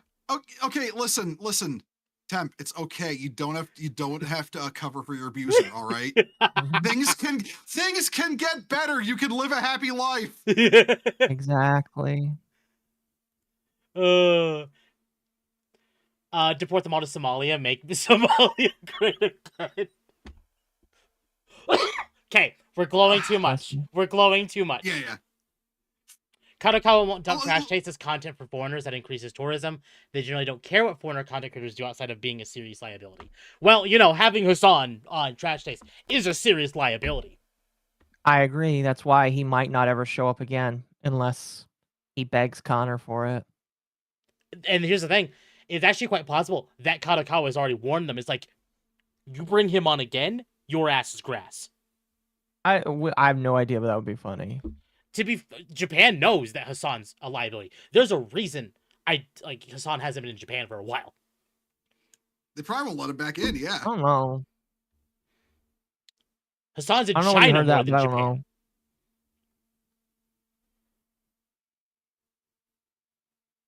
Anyway.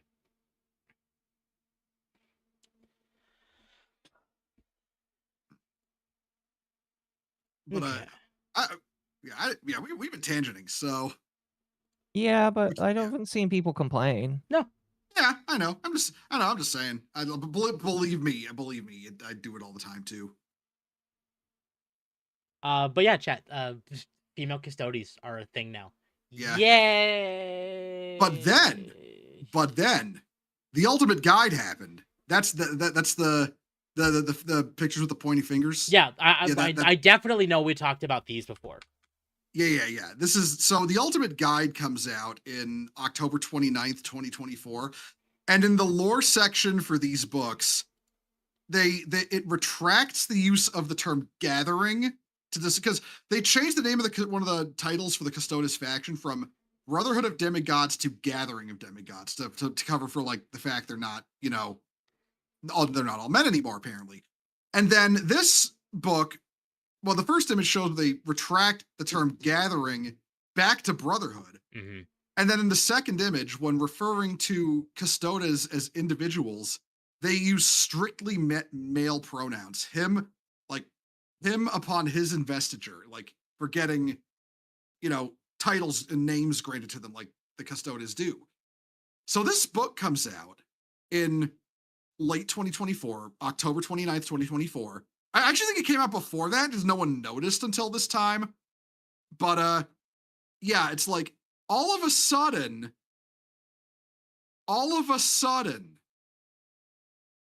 they're using male-only pronouns for Custodes anymore. Like again, rather. And that's what, and this is where things get weird with the whole history of this, because from that point on, there were a bunch of other Custodes-related releases and other stuff. Like, okay, Ultimate Guide called them, only referred to them as men. The company Joy Toy, who make like really nice action figures for like 40K, released Custodes action figures. They were only male. Then the Tacticus had the Custodes added to that game. They were all men. And then eventually, so this is going on for like until about like, and this is going on until like, you know, July, when the novel Era of Ruin for Horus Heresy comes out, and in Era of Ruin, it was a short story compilation book. It's like they weren't like previously released stories; these were all brand new stories, and they were designed as like it's like an epilogue novel to the Horus Heresy. It was like the follow up to the finale book trilogy, The End and the Death, and Era of Ruin was the epilogue book, like a collection of short stories about like where are they now, right? And one of these stories called Carrion, Lord of the Imperium, and written by Aaron Dembski Bowden, the original female Custodes simp, I will point out. It references, it's about like Diocletian, one of the Custodes. I want to say he was like he was like one of the tribunes, like the three guys below Constantine Valdor, the Custodes leader. And in the story, when he's referring to the Custodes, it's at the bottommost paragraph. It's like, this is how Diocletian looks upon the world outside his brothers and sisters. The whole thing up until that point was talking about the relationship between the Custodes and the Sisters of Silence, how each Custode has a Sister of Silence who's like is basically like adoptive sibling. You know, they're like adoptive siblings with each other, like battle buddies. And he very specifically refers to brothers and sisters, capital S. So sisters is very clearly, you know, written to reference the Sisters of Silence. And the Custodes is brothers. Again, very gendered language around, you know, males. So again, we're in, you know, July 2025, and once again, another book came out that says that only refers to Custodes with male pronouns. And then there were some more books that came out up after that. There was The Silent King, which there are 5 Custodes characters in that book. They're all male. And then there was the Horus Heresy 3rd edition rulebook, and that doesn't use gendered language, but also doesn't refer to female Custodes at all. So again, there was nothing for female Custodes for like a year. And that's where we get to Tirith dropping in Tacticus in November this year. Like after a year, a year damn near or a little bit over, Tirith comes back in Tacticus, and that's where the female Custodes re-enter the picture after like a year, basically. A year of straight up contradictions. And then all of a sudden, like contradictions of their supposed new lore. And then all of a sudden, they're a thing again. And that was kind of where I gave up on Games Workshop having any kind of artistic integrity, if they were apparently planning to stick with this the whole time, but spent a year contradicting it. You know? God damn it, Gabby. What? So Gabby just posted this in Rare Dogs in my Discord. Speaking of chat, it has been an hour. Plug. If you enjoyed the content I produce, I would greatly appreciate it. Like, subscribe, hit the bell for notifications, join the Discord, as it is the best place to know when I go live. We have Rare Dogs over there. You should go see Rare Dogs. But oh my gosh, Gabby just posted this with the tagline, I can't believe they wokeified the Sisters of Silence. I like the coat. I like that they put the coat on. That's perfect. You know what? I'm okay with this. And since you're showing chat, I have 6 more days for you to buy a Yippee. You should definitely do that, because if you buy the Yippee. Gabby, this is base as hell. Thank you. I'm okay with this. I'm sorry for interrupting you, Occo. That was You're rude. good. You're good. You're good. That was rude of me. You gotta buy the Yippee. All right. Do We you need. have a link for that? And I'll put it up on screen real quick. Yeah, we Buy hit 40 Yippies so far.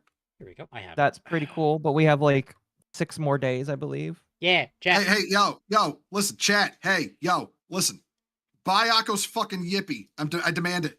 Yeah, Occo's good people. Buy the fucking Yippee. We're at 40 supporters, chat. If you don't buy the Yippee, I will come to your 20%. house. Not really. It's actually pretty cool for 20%. So the last couple days, I'll be trying to stream as much as I can. No. Listen, buy the fucking Yippee, or I'll launch a cruise missile into your house. Oh. I have a warship in orbit. I'll fucking do it. He does, chat. Yeah. I like how all these images are actually well done, and then there's this one, which is like you can see. I put an order for 2. You didn't have. I appreciate that you put an order in for 2. So sadly, this is maybe I'm wrong, but doesn't Makeshift only count one purchase unless you use multiple accounts for it? No, they should count each purchase, I believe, each individual one. Okay. Which I asked them, I was like, so can I like bulk buy a couple of these? They're like, yeah, once you hit the petition, then you can bulk buy as many as you want. I'm like, oh. Yeah. I was like, well, fuck, because I was planning on buying 5 of them to contribute to that, and then also for the giveaway.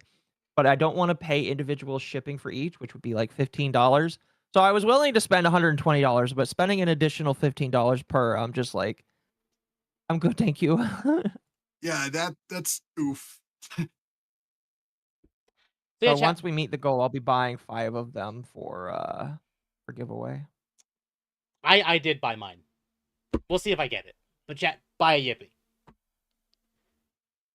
Oh wait. Oh, okay, you've been streaming that imagery on Discord this whole time, and I've been yes, watching. I have. I'm a fucking idiot. Jesus. So I do that every time, so that way you don't have to rely on the delay on YouTube and Twitch. Yeah.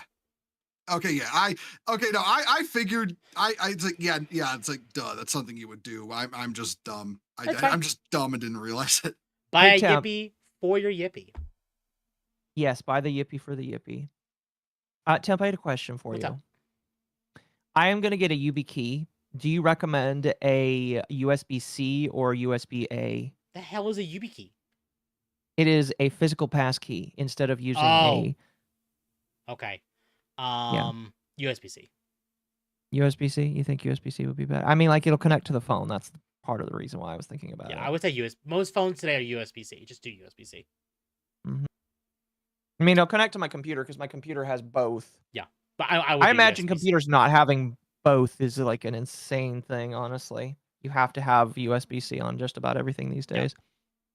Yeah. All right, we'll get the 5C key. It'll get here in a couple of days. Why is one more expensive than the other? Oh, by the way, before we get back on topic, Gabby, feel free to DM me that image you made of the brothers of Brothers of Battle, or that was that's fucking great. I want to post that. I want to post that up.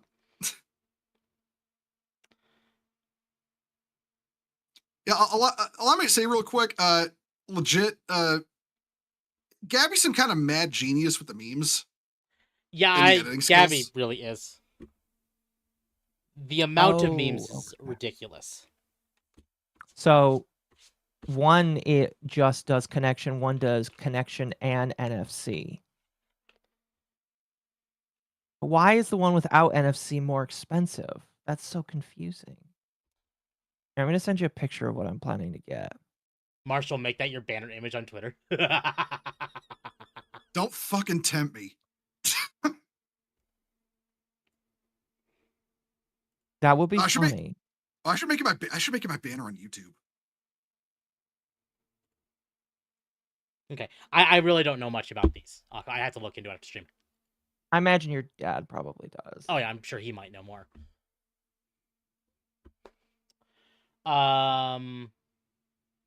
Did you tell him about the 4-panel Mick 1999 comic regarding Custodes a while back? The funny thing is about the Custodes stuff, and we were talking about it early with Flash Kits. The second that was announced, Flash gets posted the scene from Space King 3. No Did. girls allowed. No yeah, girls allowed, I yeah. saw, No, I that was saw the it. scene from 2, I think. No, it no, was 3. 4 Yeah, 4 you're was right. Christmas, so 3 is the. That's right. That's right. That man, when I saw they did the female psycho warrior in that episode, I thought that was going to be the whole thrust of the episode. And then just fucking blow her up like 10 seconds later. It's like, oh, that is so funny. It's great. Yeah. And then there was the smaller short with Hatemonger, with just you're not canon. That's why people really want, and I think Flash Kiss was testing the waters for it with the vinyl figure when they announced it for episode 4. Like they're testing the waters for actual minis. Oh yeah, I fully believe if they wanted to do a miniature range for if Space King got actual minis, King would get very popular very fast. That would probably get sued by Games Workshop because they're fucking lame like that. Yeah, they'd pull a Nintendo. Yeah, Space King is the PAL world to Games Workshop. Yeah.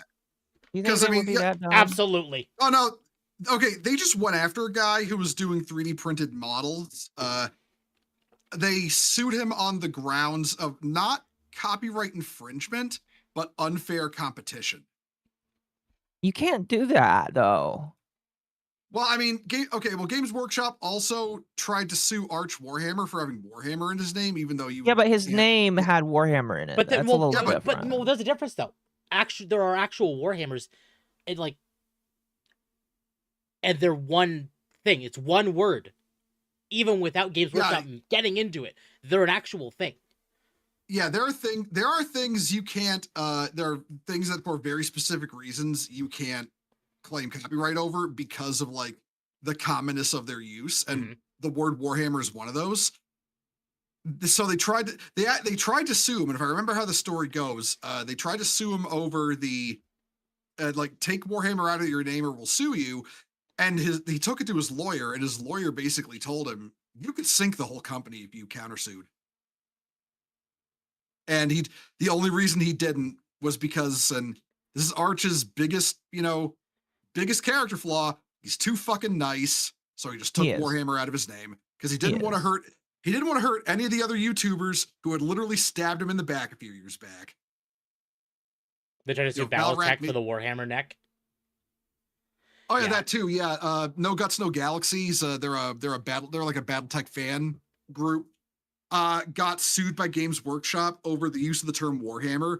The Warhammer is a type of mech in BattleTech, and that's why their merch was referencing Warhammer because it was the Warhammer mech, not a reference to Warhammer 40K or Warhammer Fantasy. And here's the thing: if you really wanted the greatest example of what Space King is to Warhammer is like Spaceballs to Star Wars. Oh yeah, kind of. It's absolutely it's a parody, but it's very much in that realm of an appreciation. Well, I wouldn't say that about Spaceballs to Star Wars, even though I love Spaceballs. It's it's hilarious movie. Star Wars. It was making fun of that good part of Star Wars, so I can't call it a better parody, but Space King at this point, absolutely a better parody. It's it's an appreciative parody by people who really understand the thing they're parodying, and because everyone does the Warhammer satire. Well, not everyone, retards do the Warhammer satire thing, but actual satire in Space King. And every time it does, it's satirizing the kind of people who would say Warhammer is satire. Like, I don't know if you saw the Christmas episode, guys. What if we're the bad guy? And then they just fucking kill him. Like, shut up. We don't think the arachnids from Starship Troopers represent Palestinians or whatever it is this week. Okay. Wait, that's a new one. Okay. I actually fucked that up. It wasn't the arachnids from Starship Troopers. It was the Terminids from Helldivers. I forgot about that. Someone straight up said that, someone straight up said that the Terminids from Helldivers 2 represent Palestinians. Like, I can say some spicy fucking jokes and I wouldn't say something like that about Yeah. Arabs. You know, I would not compare them to fucking bugs. Never mind, you know, Bitshammer.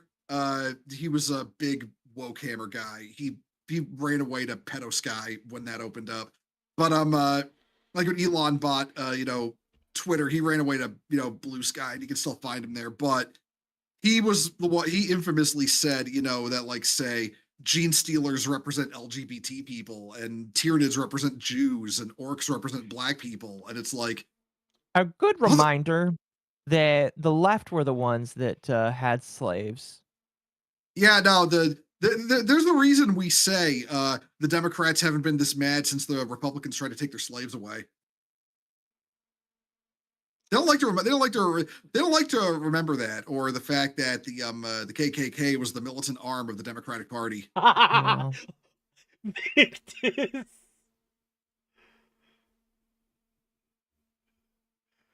No girls allowed. Victus. Exactly. Oh, you know what? Okay, I for one am totally okay with the Custodes being a thing. Yeah, because the Corshes don't they're not men or women, they're Corshes. Okay. Yeah, they're small fur creatures. I have been sent this thing 3 times now. I am opening it. Fine. Yeah, I sent that to you earlier. By introducing female Custodes, GW effectively canonized the idea that the Emperor had a harem of totally obedient and loyal, genetically modified women. Woke should really boycott it, since it glorifies patriarchy. That's good. That's good. It's great. I love it. I agree, though. I love every time someone does God Emperor Crunk. Oh, yeah, that's absolutely amazing. It does. It looks great. Yeah. Well, I'll always just again, just because I said this earlier in the stream, but I'll just meme on it again. The fact that they introduced women to the Adeptus Custodes Codex, and suddenly Custodes became the worst playing faction in 40k. What did GW mean by this? Hurtbox, why did you need to curse my DMs? I just saw what you posted to me on the 11th of December, and I hate it. Sorry. Oh, what happened? I'm opening this because. Oh my gosh. You know, I didn't need to see that. There were many things that you could choose to show on this stream for people. Man, And you okay, chose look, to show that. Okay, look, I knew Miss Piggy was a hoe, but Jesus. Well, no, there were so many memes during the Game Awards that was like, oh god, so Jeff Keighley is cucking Kermit. Again, Temp. There's so many things you could show. Well, I mean, choose to show this. I mean, okay. In all seriousness, we're being 100% realistic here. If you've ever watched anything Muppets related, you know that fucking, you know, she's cheating on him, that she's a fucking hoe and cucking him. Like, it's kind of the whole joke of their relationship is that she's unfaithful. Thank you, Victus.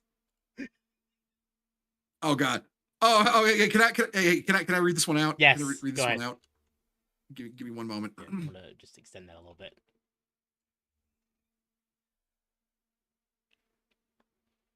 The power of technology and science, for so much has been forgotten, never to be relearned. Forget the promise of progress and understanding, for in the grim darkness of the far future, there is only war. There is no peace among the stars, only an eternity of carnage and slaughter, and the laughter of thirsting gods. Pretty good. Beautiful. I do use voice change, but only for the memes. Beautiful. That's pretty good, though. Oh. I hear that way more than I should because one of our friends. So one of our friends has modded Final Fantasy 14.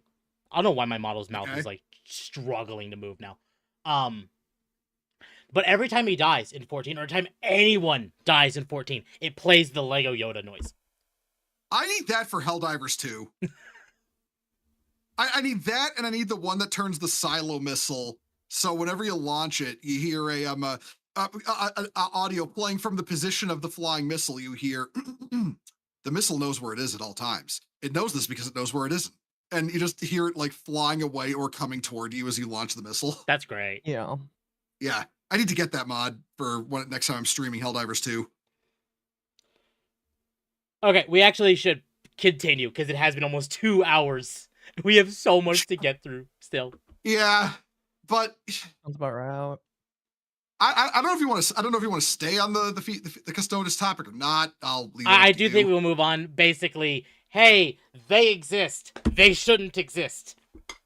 Oh, there was one more thing, but we don't even need to show it. It's just that they put out another article where they decide to explain the lore behind female Custodes. It is literally just the Twitter post stretched out over 3 paragraphs. You don't even need to show it. It is just the Twitter post. Actually, you know what? No, I have it in a better way because you posted it to Twitter. Oh, all right. Yeah, there it is. Yeah, there it is. Hey, everyone, it's me on Twitter. Yeah, no, it is just the original Twitter post from 2024, but now they've stretched it out over 3 paragraphs in a fucking article. Like, okay, you said a lot of words, but you mouthed off a lot of words, but you didn't even say anything, you know? Yeah. It's like, Space Marines, yes. Don't worry. Okay, Next year, they will say Space Marines, no. You know, listen, I legit think the only reason they're saying there will never be female Space Marines in this article at this point is to try to quell panic. Because they're going to do it anyway. Well, you know that if they announce, like, there's already a mass boycott for Custodes being females now, but if they do Space Marines, that boycott will turn into just full on. There will be torches and pitchforks at their front door. I mean, I'll just go out and make this prediction right now. I'll just make this prediction right now. The female Custodes thing, the fact that they've decided to, triple down on it, quadruple down, and actually release minis, this is going to hurt them the same way killing Warhammer Fantasy for Age of Sigmar did. I will make that prediction right now. Yeah. And that damn near killed them. In fact, this might even do more damage. Yeah. Because we've hit a point in time where, like, having woke stuff is like, this is frustrating, this is annoying, but we're getting to a point where people are just done with it. Yeah. It's like, and literally the only people still the minority of people still supporting this, as you know, because get woke, go broke was always a thing. Literally only we found out how much companies were held up by USAID money being funneled through BlackRock.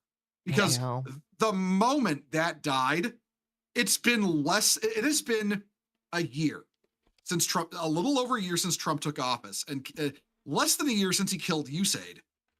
Already, Disney has gotten rid of Kathleen Kennedy and has completely removed okay. I don't know if you saw this. You know, this would make a good segue into the next topic. So I don't know if y'all saw. So Galaxy's Edge, the Star Wars theme park. Yes. Okay. Let me pull that up. Yeah. The day before Kennedy announced her departure from the company, this is 100%. I'm being 100% with you here. They are completely. Oh yeah. They are completely removing any and all Disney Star Wars content from the Galaxy Edge theme park. The only thing that is staying is the Rise of the Resistance ride, because they physically cannot make that anything but what it is. Well, no, and Batu. Wait, and which one? So Galaxy's Edge takes place on a obviously fictional planet, but a planet that doesn't exist within the context of like the movies and the games. Batu. And okay. So, that is staying too. Okay. I wouldn't count that as something that's air quotes staying, because it's a convenient place. Oh, this is where this all is, guys. But it could go either way. What people are mad about with this is more like, fine, you want to have Batu, but establish it. This is not established. This is for your own weird fantasies. You want to use something. Use Tatooine. Use an established planet already that's in the lore. You know what? That's a good point. It just cuts back to having a Tatooine. It's Tatooine, but it's not in the form of Jakku. Yeah, admittedly, I wouldn't use Tatooine because Vader's involved, and Vader's like, absolutely not. Hell no, I'm not touching that. I don't like sand. Yeah, exactly. But the point stands is like you could have used like Nar Shaddaa or something. Oh man, I'd kill for them to bring. I would kill for Nar Shaddaa to be in anything else than Star Wars The Old Republic right now. Because it's a planet in that. It's such a cool planet. It's just the Hutt Casino planet. It's like a mini Coruscant, and it's Space Vegas. Yeah, exactly. So I'm going to read this. Disneyland Resort has announced exciting updates coming to Star Wars Galaxy Edge at Disneyland beginning April 29th, 2026. Black Spire Outpost is expanding its timeline, introducing elements from the events of the original film trilogy. As a result, visitors to Batuu, the planet inside Galaxy's Edge, may cross paths with a few familiar faces, from Darth Vader and Imperial stormtroopers strutting through the streets to Han Solo and Chewbacca reuniting at the Millennium Falcon, all while John Williams' iconic musical themes swirl through the air. They've never played that there, by the way. No, they haven't. Really? You have Star Wars the theme park at Disneyland. They own the rights to John Williams' original Star Wars themes. They have never played it at Galaxy's Edge. Yep. This will be the first time this happens. Disney has something against George. I don't know what it is. Weird. Well, had until they blew the better part of I think it's something like $18 billion on Star Wars and haven't earned a red fucking penny from it. I'm not making that. That's the actual number, by the way. $18 billion. Yeah. And that's why whenever people are like, because people were always like that during the sequel trilogy days. Oh, they earned a profit, guys. They earned billions. It's like, okay, Disney literally spent $18 billion trying to make this work. It doesn't matter how much the sequels earned at the box office because it all went into trying to fill the hole, and the hole just kept getting deeper. Mm-hmm. So, the original Galaxy's Edge timeline placed Batuu during the era of the Resistance and the First Order between The Last Jedi and The Rise of Skywalker. The new timeline will roll back several decades, expanding to the events of Star Wars Return of the Jedi and The Mandalorian. Ever since Black Spire Outpost welcomed its first visitors in 2019, the land has been growing and changing, adding new characters, attractions, and special events. This new timeline shift is the next chapter in the ever-expanding story of Batuu.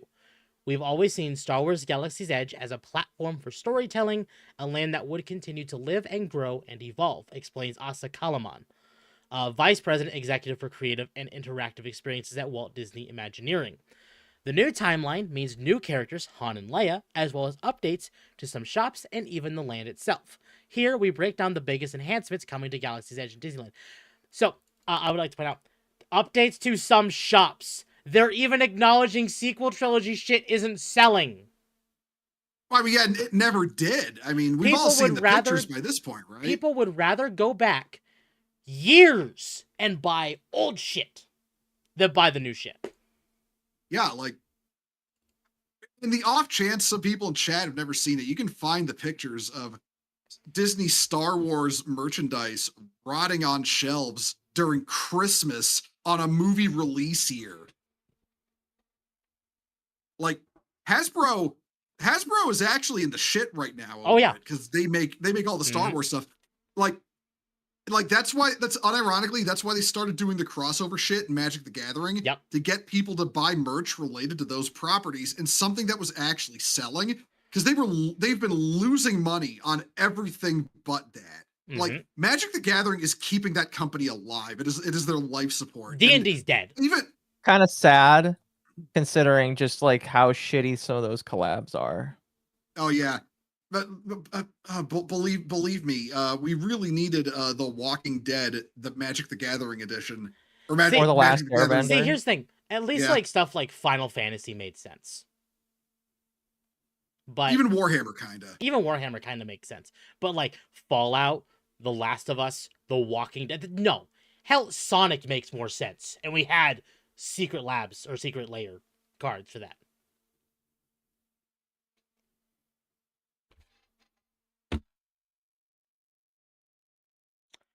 Anyway, wandering through Black Spire Outpost, you never know who you might bump into. Beginning at the end of April 2026, Darth Vader will be landing on Batuu, joined by menacing Imperial stormtroopers. The stormtroopers are not menacing. They can't aim for shit. We knew Vader had to arrive, explains Michael Cerna, executive creative director for Disney Live Entertainment. He's the iconic villain, the best villain ever, in my opinion. I feel like, okay, maybe this is me, maybe this is tinfoil hat theory. I really feel like he was trying to quote Trump here. You think so? Read it in Trump's voice. Okay, okay. I see where you're coming from, but what it strikes me as instead is he's trying to very heavily wink, wink, nudge, nudge. OT is better. OT is better, guys. That's what it strikes me as, because it sort of falls into the whole thing that they are very obviously trying to make Galaxy's Edge work by doing this. Yes. They want people to come in and spend money, which people aren't doing. Galaxy's Edge has been a failure. They want people to come in and spend money. It's also like overly expensive to do it. It's like what, $400 a ticket? Oh, it's $400. I don't remember really it being that expensive. Hold Yeah, on. well, What are the actual ticket prices? Ticket prices. It's not that expensive. Star Wars Galaxy's Edge. I think you're thinking of the hotel. Maybe I am. According to Braves AI, Galaxy's Edge, one day, that's Part of Disneyland. Yeah, it's part of Disney. It's like literally in Disney. One day ticket pass prices start at $149 for adults. Kids is $141, and in Florida it's $109, ranging closer to $150 depending on the date. But additional costs. So Savi's Workshop hand-built lightsabers $200 plus tax per person. Droids Depot is $100 plus tax per person. Oga's Cantina, alcohol and special drinks, $6 to $75. And high-end souvenirs, which is lightsabers, stormtrooper helmets, and life-size R2-D2, ranges from $40 to $25,000. Well, I mean, yeah, because I mean, because they don't market Disneyland to children anymore. They market it to developmentally stunted millennials. No, exactly. And to people with hopes and dreams that this franchise will come back, like us. Oh yeah. Well, I mean, okay, that's the new angle. That's the new angle. Like literally with adding the OT stuff. People have been begging for, even for years. It's like maybe Galaxy's Edge will be better. I don't know. Well, I mean, Occo just brought it up, and I thought it'd be worth mentioning, because just in case people forgot it existed, it was the Star Wars hotel that did shut down. Yeah, performed so poorly it shut down. Yeah, the hotel was expensive for no reason. Oh yeah, it was expensive, and it was all sequel Nobody trilogy stayed shit. in it. Nobody had a reason. I mean, even expense aside, nobody had a reason to, because nobody likes the sequels. Yeah. Also, the way they got you to the hotel, because they were trying to LARP the whole thing like you were on a starship. And you apparently weren't allowed to leave for the duration of your stay, because that would break the illusion. And they would literally drive you to you would be flown via boarding craft to the ship, and it was literally just an ugly on the outside was an ugly ass truck. Like it was the most embarrassing fucking thing imaginable. You aren't supposed to look at the outside, man. Yeah, they lock you in the hotel for the duration of the stay. It's like you couldn't leave. Yeah. Can't even go to Disneyland. So, Vader's search for Luke Skywalker brings him to Black Spire Outpost, and visitors may cross paths with the powerful Sith Lord near the TIE Echelon. That's another thing that's staying, is the Echelon, and not Vader's iconic TIE Fighter. I forget what that one's called, actually. I want to say the Echelon is like a transport anyway, I think. I could be wrong. I don't know sequel shit that well, because I kind of blanked it all out. But that said, they could always just, because I firmly believe they're going to retcon the sequels out. I don't think they're going to do it verbally. They're not going to openly say it, but they will just never acknowledge them again. And you might start seeing some salvageable ship designs from the sequels make it into new stuff. Ironically, what we're asking for is for them to pull or to do the reverse of what GW is doing and decanonize the shit. Yeah. To be fair, we're asking GW to also decanonize the shit, and they're like, but how about no? Well, maybe they will after they lose all of their fans. It would be, it would be really funny. It would be really fucking funny to me if 11th edition drops.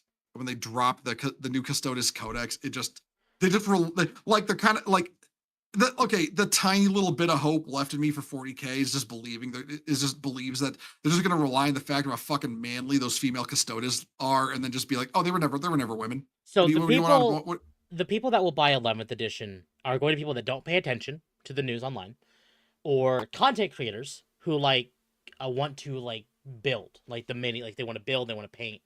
And in a way, I understand that. Like, if your whole thing is you just want to build, you want to paint, I get it. That. Oh! Don't get me wrong. I'm fully pointing out it's a fool's hope. I don't believe they're actually going to do it. I just think it'd be really fucking funny.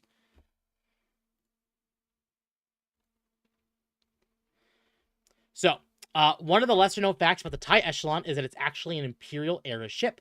Kalama says it carries the same colors and markings of all the TIEs from that era. Since Galaxy's Edge debuted, the craft has belonged to Kylo Ren, marking it sort of like a vintage car. So canonically, it aligns with the new updated timeline we're celebrating now. Fortunately for the Rebels, some powerful allies are headed to Black Spire Outpost 2.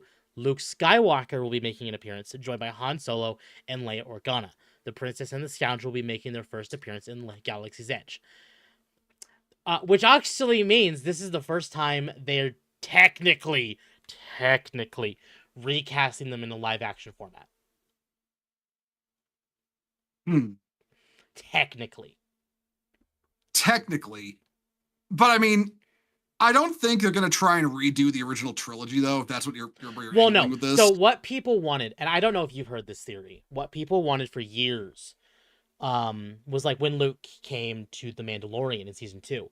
It's okay, we have all this Luke stuff in the Legends and the games and stuff. It would be nice if we had a proper, not deep fake, not, and shitified Mark Hamill de-age stuff that we've been getting, but a proper Luke Skywalker. And people were actually wanting Sebastian Stan, the guy that plays the Winter Soldier, to play Luke Skywalker. You know what? I can actually see that now that putting Winter Soldier in fucking Jedi robes. Yeah, I can see that actually. Like an older post Return of the Jedi Luke. I could see it. Mm-hmm. Yeah.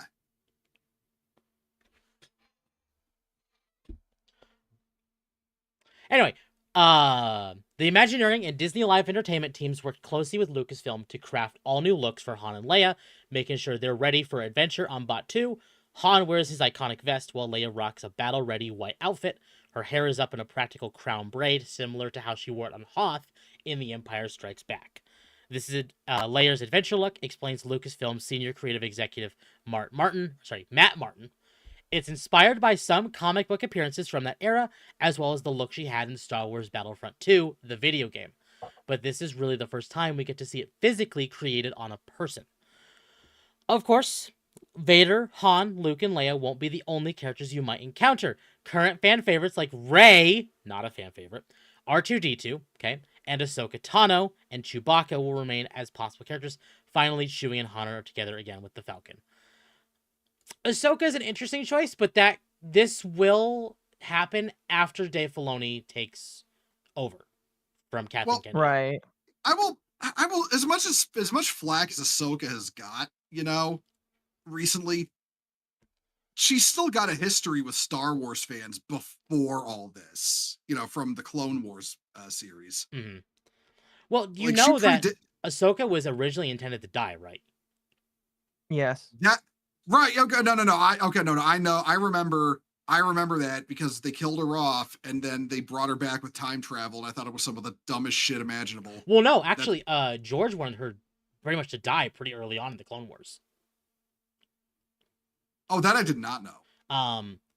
And Filoni basically said, but how about no? But George kind of wanted her death to be a sort of catalyst that would lead into Vader. Yeah, it would push Vader, or rather Anakin closer. Yeah, I get that makes sense. That makes sense.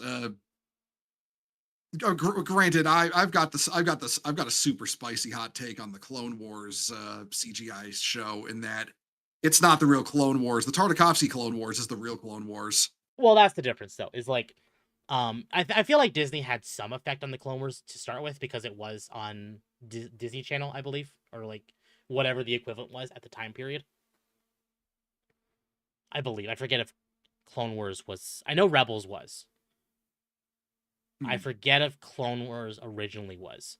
But I know that Tarkovsky's Clone Wars was on Cartoon Network. It was, yeah. Actually, early Clone Wars, Filoni might have also been Cartoon Network. But yeah, no. But like I said, that's my super spicy hot take. I prefer the Genndy I can talk. I prefer the Genndy Tartakovsky Clone Wars. I've actually never sat down and watched Tarkovsky's Clone Wars. I need to.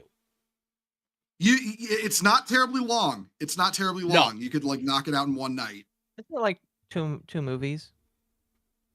Yeah, it was short episodes. It was like short episodes, and then they spliced them all together and released them on two DVDs. I see Victor saying bad tip, watch it. The reason I never did is because when I really found out what it was, because I knew what it was. I had a toy for it, like the old Anakin, like shirtless Anakin toy, whatever, for it. I forget how I got that one. But I never had the opportunity to watch it until, at least legally, watch it until it came to Disney Plus, and since then I just haven't watched it because I haven't watched much of anything. Well, they actually have the Tartakovsky Clone Wars on Disney Plus. They did at one point. I don't know if they still do. Well, I doubt Filoni would let that stay up for long, because it doesn't have his waifu in it. Let me see if they do. I should have access to Disney Plus still. Where is it? I'm doing a different. Am I logged in? I am logged in. Okay.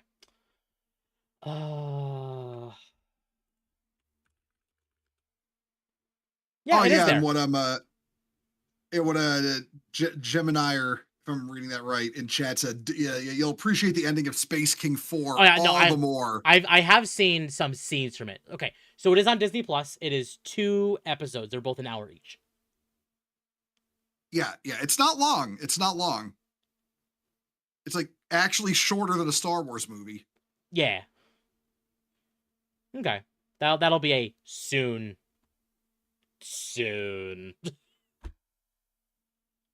trademark. Yeah. The problem is, like, I haven't even watched anime in several, like, since Daima. Just Dragon Ball Daima. And before that was the Cyberpunk anime.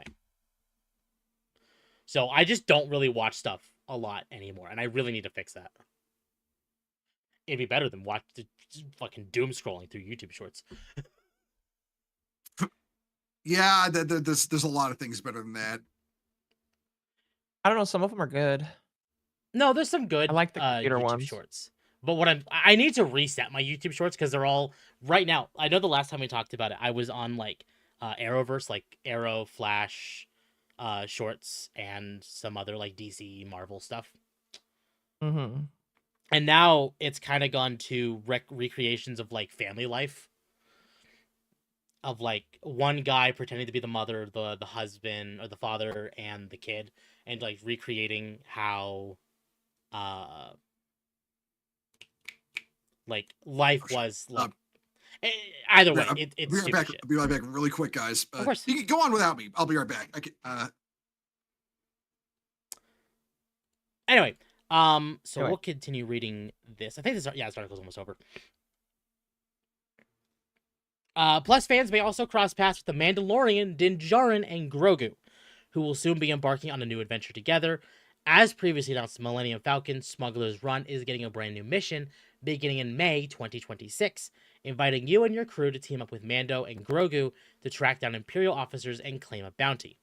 Cerna emphasizes that he and the team wants Galaxy's Edge to always feel as immersive and as authentic as possible to celebrate the new updates. Lucasfilm is teaming up with Marvel Comics to release a new tie-in comic series revealing the backstory on how and why the Empire and the Rebels came to Batuu.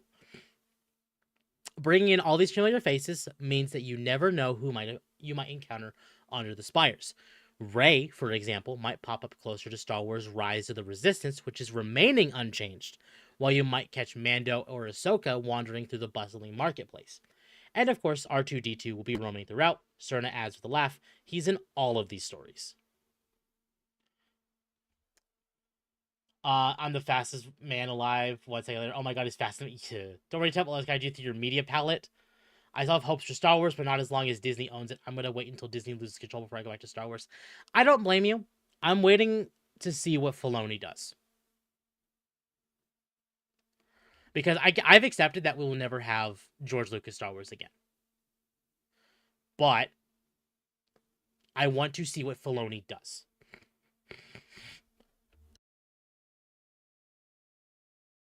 That's fair. I would wait, but like, didn't he follow along with some of the pause? What's up? I returned. Didn't he follow along with some of the pause? Well, we mentioned this, the Acolyte pretty early on in the stream. Yeah. Oh, we're talking about Filoni now? Well, Mercer was saying they're not going to really care about Star Wars until Disney no longer owns it. To be fair, if Filoni can't turn the ship around, I could actually see Disney being like, okay, either Star Wars will go on a massive hiatus or Disney will sell it. I think before anything they would sell it because they have not earned any money. They have only lost money on every Star Wars venture they've done. So they would have to sell it. It's the only way they could get some of that 18 billion back. Mm-hmm. Filoni won't fix anything. He's part of the problem. At this moment, I believe that. But I'm waiting to see if he can at least somewhat right the ship. I doubt he will, but we can be proven wrong. I think when it comes to Filoni, I think the thing that he has over like Kennedy is that at the end of the day, his heart is still in the right place. And I think it's kind of up because he does have his really bad tendencies. Don't get me wrong. I'm looking at you, Ahsoka Tano. Now that said, there is a question to ask: how much of it was him? Like when it came to the things he was involved in under Disney, how much of it was him, and how much of it was Kennedy? Well, that's actually why I'm waiting to see what he does. Because again, like I'm not saying Bad Batch is great. I'm not saying Rebels is great. I'm not saying Clone Wars is great. But what is good there is actually pretty good.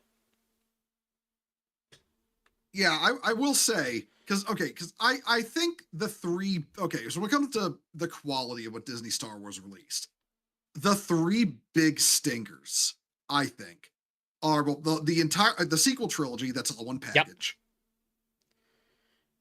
Yep. Obi-Wan and the Acolyte. They are the three. Mando season 3.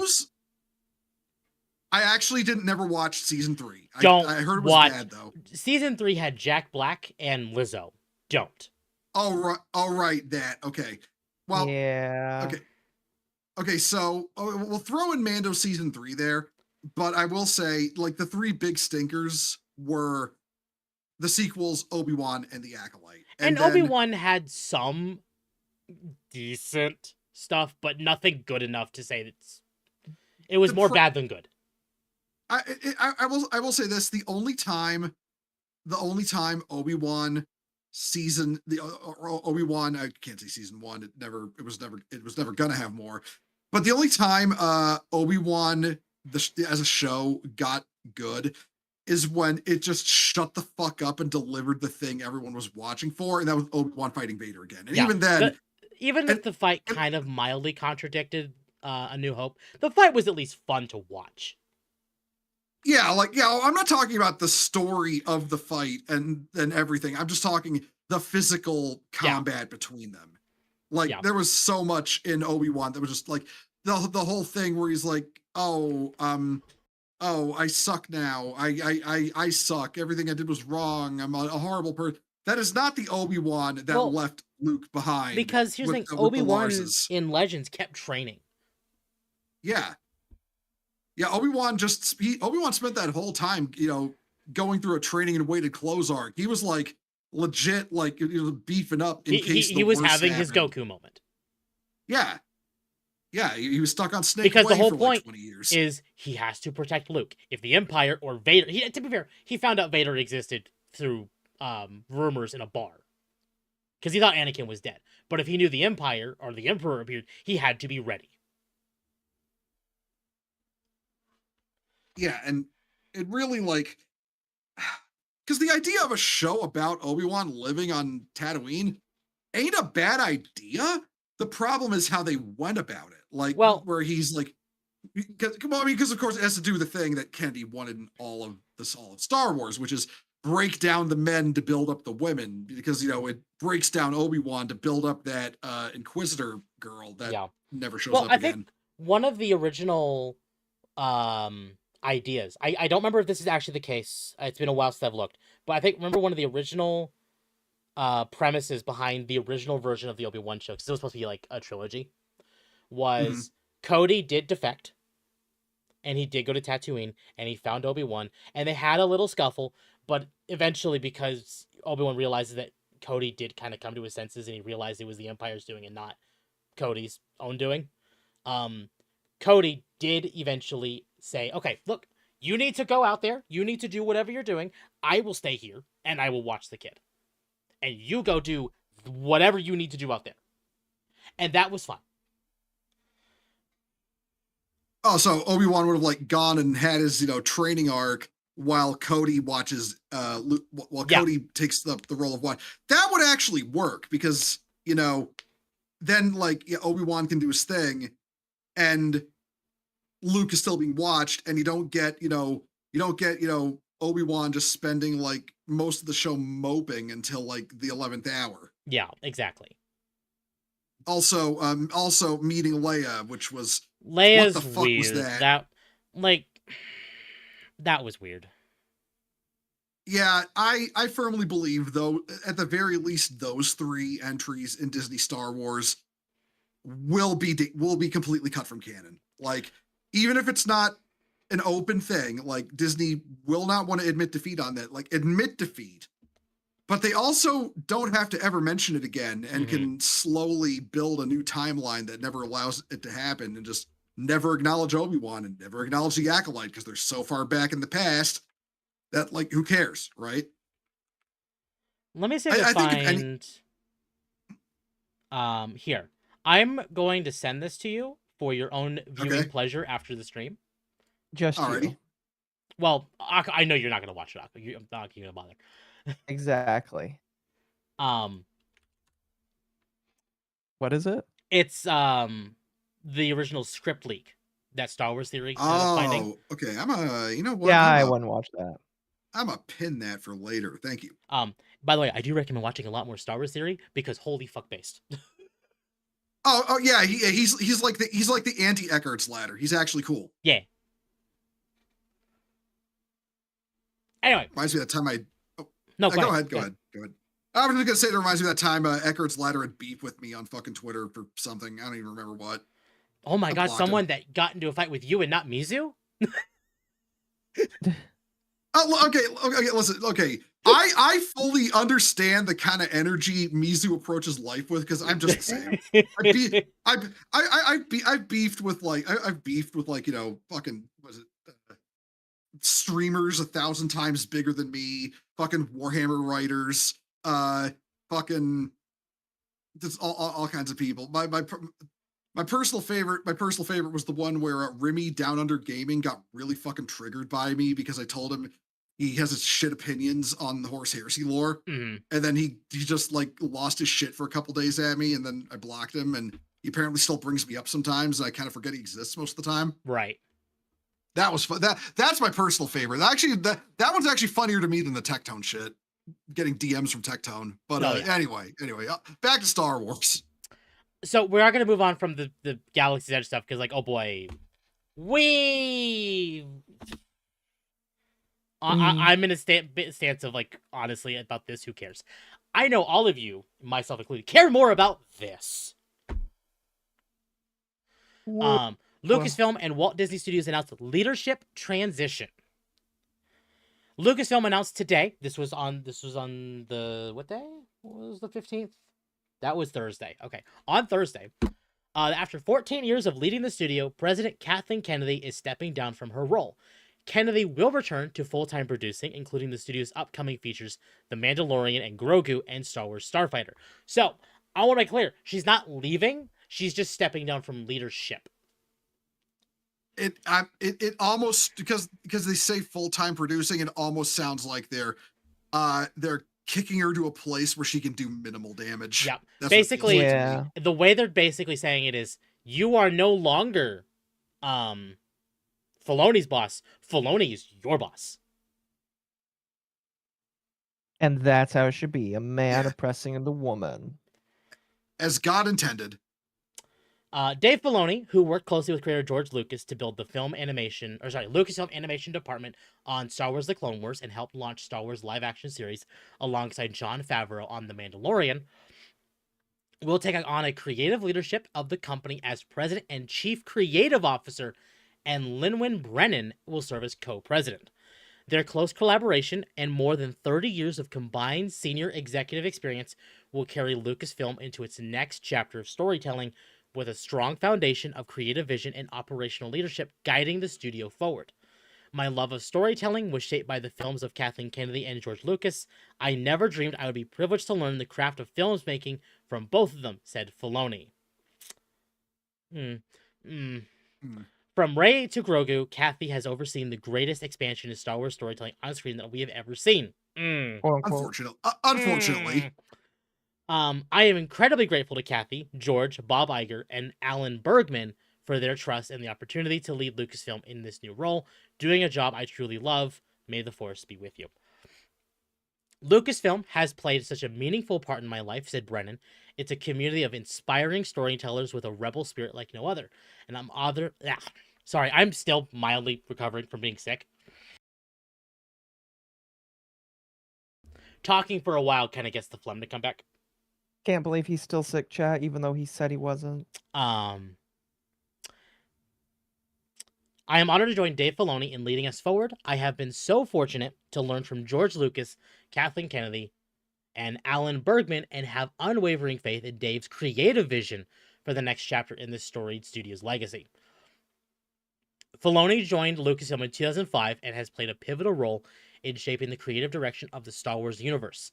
Working closely with George Lucas, Filoni was instrumental in establishing the company's animation studio and has since expanded the franchise into new and compelling territory. His storytelling contributions span acclamated series such as Star Wars The Clone Wars, Star Wars Rebels, and The Mandalorian, earning multiple Emmy Awards and nominations. Filoni currently serves as showrunner for Ahsoka, now in production for its second season, and is teaming with Jon Favreau on the feature film The Mandalorian and Grogu, which debuts in theaters May 22nd, 2026. The first Star Wars film in theaters since The Rise of Skywalker! Holy shit. It's gonna be shit! Brennan... Okay, I'm gonna be... Go ahead. Go ahead. I'm gonna be the odd one out here, and I might actually go see it. I will wait on Disney Plus for that one. Yeah, I might actually go see it because I wanna see what they do. Okay, so this leadership transfer was going to happen sooner than we found out, or they were planning for it sooner than we found out. I want to see what a Star Wars film that Kennedy would have had minimal involvement will be like. I want to see it firsthand. I don't want to wait, you know? Yeah. Like it is morbid curiosity, but I genuinely want to see what it's like.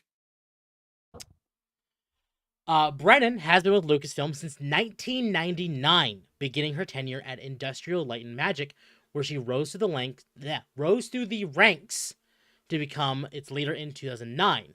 She was appointed general manager of Lucasfilm in 2015 and president and general manager of Lucasfilm Business in 2024.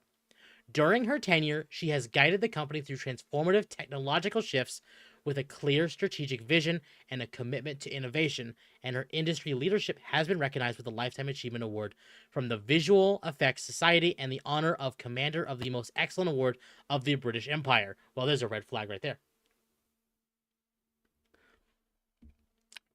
If she's so great, how come I've never heard of her? No idea. I've never heard of her either. Yeah. I will say a little. Well, okay, no. Actually, no. I take it back. I was gonna say the fact that she was, working for him back in 1999 was a little reassuring, and then was like, oh yeah, well, so was Kathleen Kennedy serving coffee, and then they put her in fucking charge of the place. But she was because she's been working there since 1999, and that part of the company, but doing what exactly? It doesn't matter if someone works in a part of the company. If they're, if they're the coffee girl. Mm-hmm. Kennedy's run as Lucasfilm president began in 2012 when Disney acquired the company. Oh, God. It's been over 20 years. Not 20 years. God. No, it's been over 10 years. Almost 15.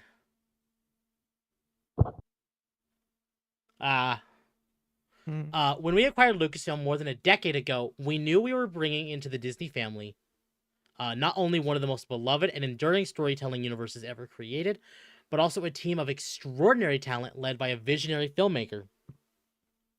Someone who had been handpicked by George Lucas himself, no less, said Bob Iger, CEO of the Walt Disney Company. We're deeply grateful for Kathleen Kennedy's leadership, her vision, and her stewardship of such an iconic studio and brand. Kathleen Kennedy has been a tremendous force in the industry for 50 years, and it's been our privilege to have her here at Disney leading Lucasfilm for nearly 14 of them, added Disney Entertainment co-chairman Alan Bergman. She has steered Star Wars to incredible box office heights and brought a new generation of fans into the fold. I smell lying. I smell lying and deceit. Of course. I mean, okay, let's be real here. Regardless of who they bring up in this, but especially if it's Kennedy, they're going to gas her up regardless, because even if they're internally mad at her, they're not going to broadcast that, Actually, there is a highest grossing films according to Wikipedia. Number 6 is The Force Awakens. Technically, it's not wrong. Yeah. Technically. Yeah, it's getting away with that on a technicality, definitely. We appreciate having her on board to produce our next couple of films, and the studio remains in extraordinary capable hands with Dave Filoni, who's a brilliant storyteller, and Lin-Manuel Brennan, an avid innovator and business leader. They are deeply passionate and experienced executives who will continue to drive the studio and Star Wars in exciting new directions. When George Lucas asked me to take over Lucasfilm upon his retirement, I couldn't have imagined what lay ahead, said Kennedy. It has been a true privilege to spend more than a decade working alongside the extraordinary talent at Lucasfilm. Their creativity and dedication has been an inspiration, and I'm deeply proud of what we've accomplished together. I'm excited to continue developing films and television with both longtime collaborators and fresh voices who represent the future of storytelling. Tinfoil hat theory. Now, upon reading this, seeing that she's actually staying at Disney, just not in a leadership position, how much is she still going to influence Filoni? I'm gonna be real. I don't think much at all. You don't think so? I don't think so. Okay. Probably. I'm basing my entirely pulling this out of my ass dog shit opinion on the state of the state of things on several sides. Fan dissatisfaction, because let's be real, nobody in anything, regardless of which part of Disney you're talking about, nobody's happy with what they're doing. No, right? yeah. If you like Disney princess shit, nobody likes it. If you like Star Wars, nobody likes it. If you like Marvel, nobody likes it. Okay.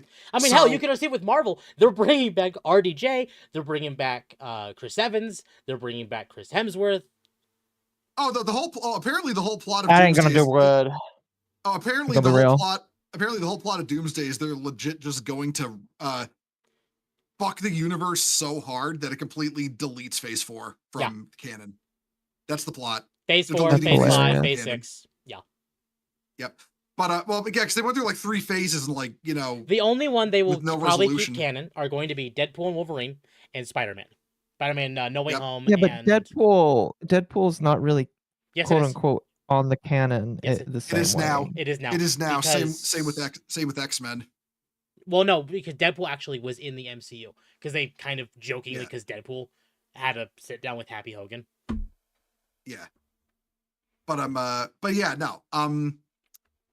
Fuck, where was I going with all this? Right. Okay. So nobody's happy with anything at Disney. They're not earning money. They're losing money hand over fist. And what I think is going on here, because Kathleen Kennedy, just like the last time we thought she was going to quit, was boasting about how she'd be, you know, she would be doing this until she died. Those are her own words, basically. She would be in charge of Lucasfilm until bad health or just death itself forced her to stop. And now, less than a year later, she is stepping down. I think, okay, so they haven't been making money for years. They were literally sustaining themselves off USAID money funneled through BlackRock, like so many other companies were. That cut out, and I think Bob Iger is mad. He's mad, and he's literally booting her out. Like, they're playing it up as... They're keeping her on for the much... current films that she's involved with, yeah. And once those are done, she's gone. Yeah, they are. They're trying to play it up as a peaceful transition, that she's doing this of her own accord, that she's selecting her successors. But really, it is Bob Iger is he kicked the door in, and he kicked the door in. He had the fucking sledgehammer with him, and it's like, you know, just whack, she's gone. He got rid of her and replaced her with Filoni. And there were people in my chat when I was talking about this saying that there is a good chance she might have been grooming Hedlund, you know, the blockhead lady who did the Acolyte, as her replacement. Yeah, that ain't gonna happen ever. And then the Acolyte failed so bad. There were mass boycotts, protests, petitions to get rid of it. Oh, what? You mean, yeah, because turns out audiences didn't want the power of one, the power of two, the power of many. I'm going to go shoot myself now. But yeah, no, I firmly believe this is, as much as they're playing this up as peaceful, this is not a peaceful transition of power. She has been ousted, and they're trying to play it up like retirement. She has been kicked downstairs to where she can do the least amount of damage with the things they need to make bank right now, because they have not made money on anything for several years at this point. And that's why I'm kind of waiting to see what Filoni does. I understand why people don't like him. I understand why people are afraid. I totally get it. But they put him in charge for a reason. Yeah. No, I fully agree with you, by the way. I may be taking the hope pill on this. I'm injecting hope like I'm a fucking Half-Life 3 meme around, you know, the Game Awards. But I fully get people's apprehensions with Filoni as a guy who, even though I think Ahsoka was not good, don't get me wrong. Ahsoka had some good episodes, but the whole making Sabine Force sensitive and having her, especially at the end, push, God, I'm blanking on his name. Thrawn? No, not Thrawn. No. Ezra. Onto the Star Destroyer. Oh, right. Yeah. Yeah. No, that was bull. That was horseshit. I feel like there was definitely. I know we're not going to be agreeing on with, you know, fuck Filoni on this one, but I'm going to give him the benefit of the doubt on that one. I almost feel like that was Kennedy sinking her claws into the project, because she did that a lot with a lot of this stuff, like infamously with Rogue One. So, because fun fact about Rogue One, it is directed by Gareth Edwards, who also did Godzilla 2014, which is one of my favorite films. And he had such an awful time with Kathleen Kennedy trying to work with her to make Rogue One that he quit Hollywood for a long time. He made nothing between Rogue One and the film The Creator. He was gone from Hollywood for that long. Mm-hmm. And that was entirely because of Kennedy sinking her claws into the project and trying to take creative control away from him. There's a reason they were hiring mostly directors they could control for Star Wars, because then Kennedy could boss them around. Right. Yeah. Yeah, Filoni was kind of the sole exception to that regard because of his tenure at Lucasfilm. And you can notice something, and this is something you really begin to notice when you look at certain works in Disney Star Wars versus others, like not prequel stuff. We're talking post Return of the Jedi here. When it comes to the post Return of the Jedi stuff, and I like to call it the Filoniverse in this regard, it's some fucking, what do you call it? Mandalorian, Ahsoka, and Book of Boba Fett. Book of Boba. The timeline, yeah, the timeline of like a post Return of the Jedi world in those stories, in the stories of those entries, do not allow a timeline where the sequels can exist. Yep, they don't. They really don't. They don't.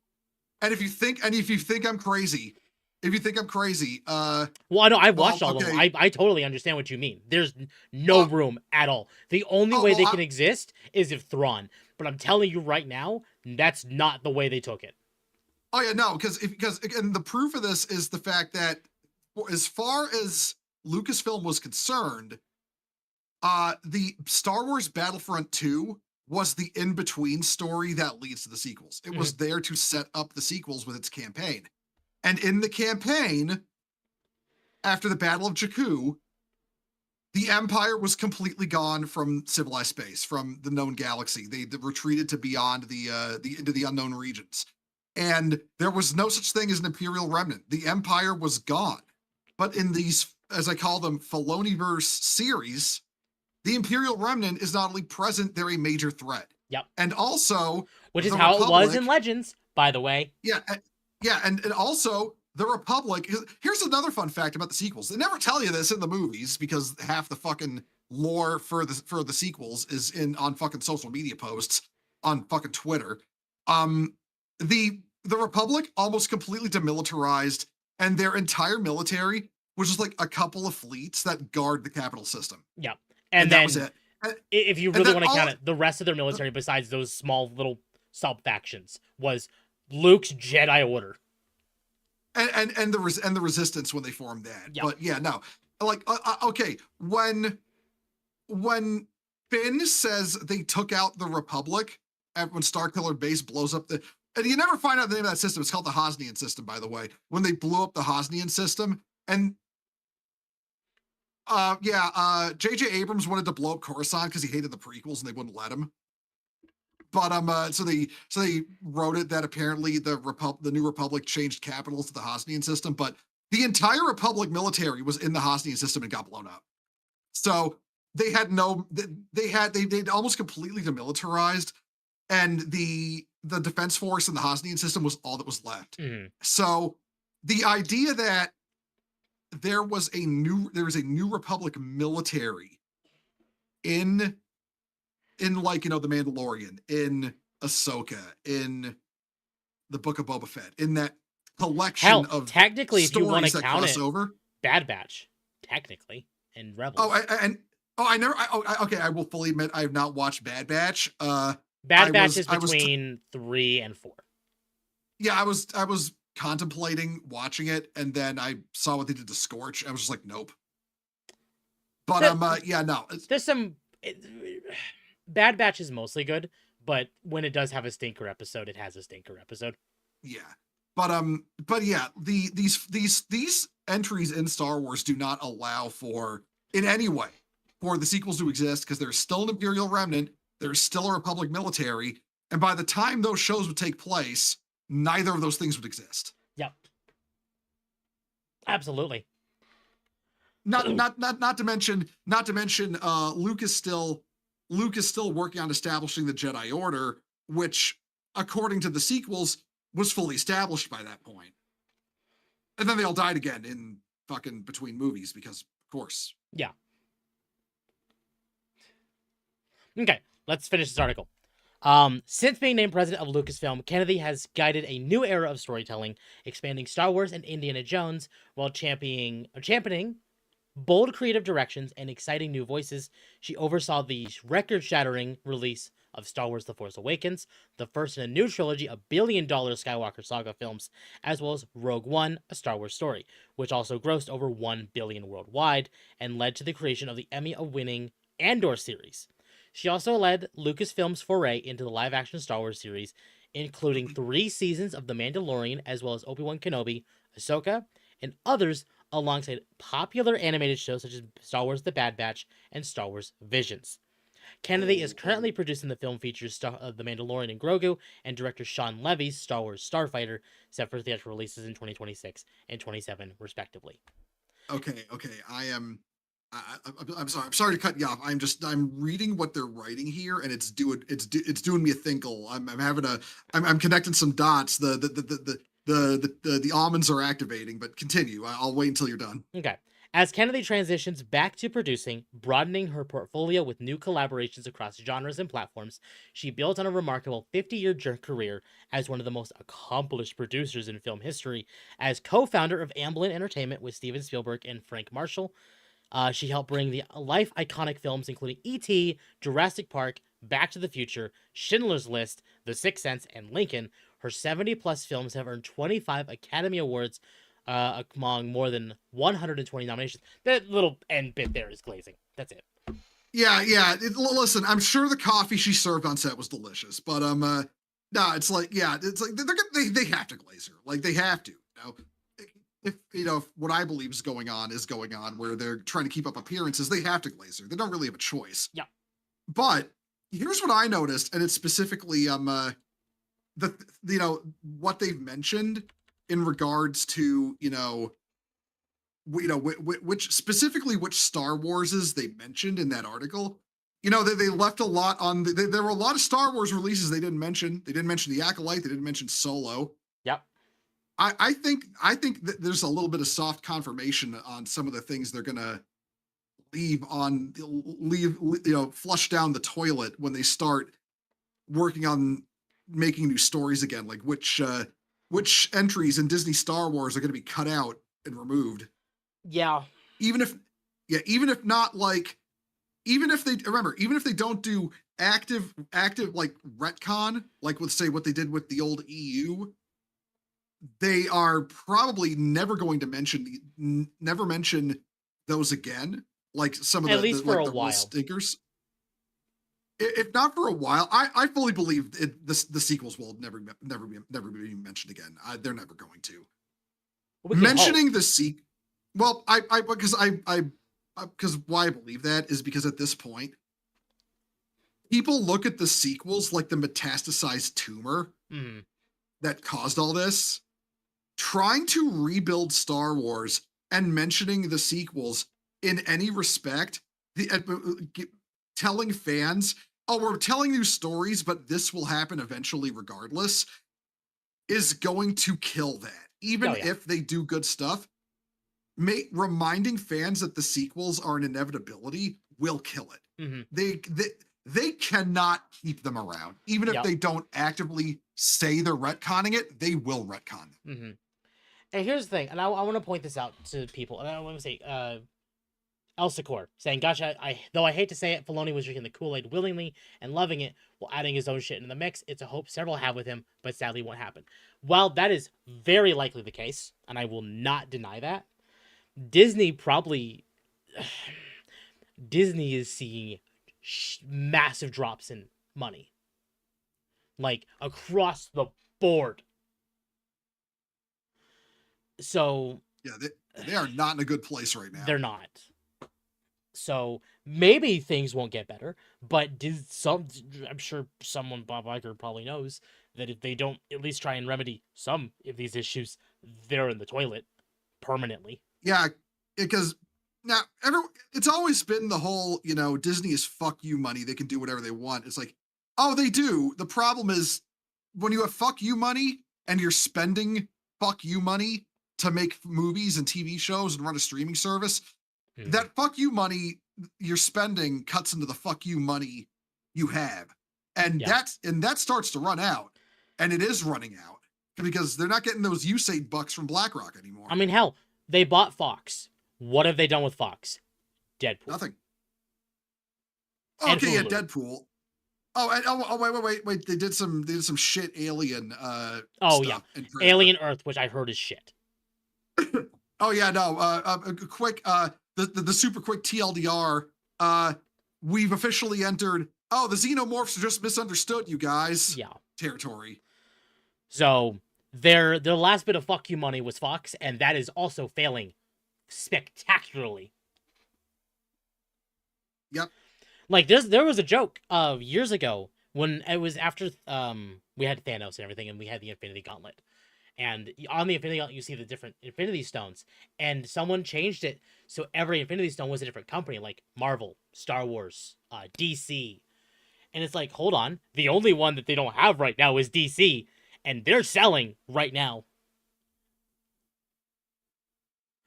So people kind of getting a little worried that Disney might try to jump in and swoop DC out anyway. Yeah, like shit, man. People were saying that fucking Disney was gonna buy Games Workshop for a while. Yeah. I don't know why.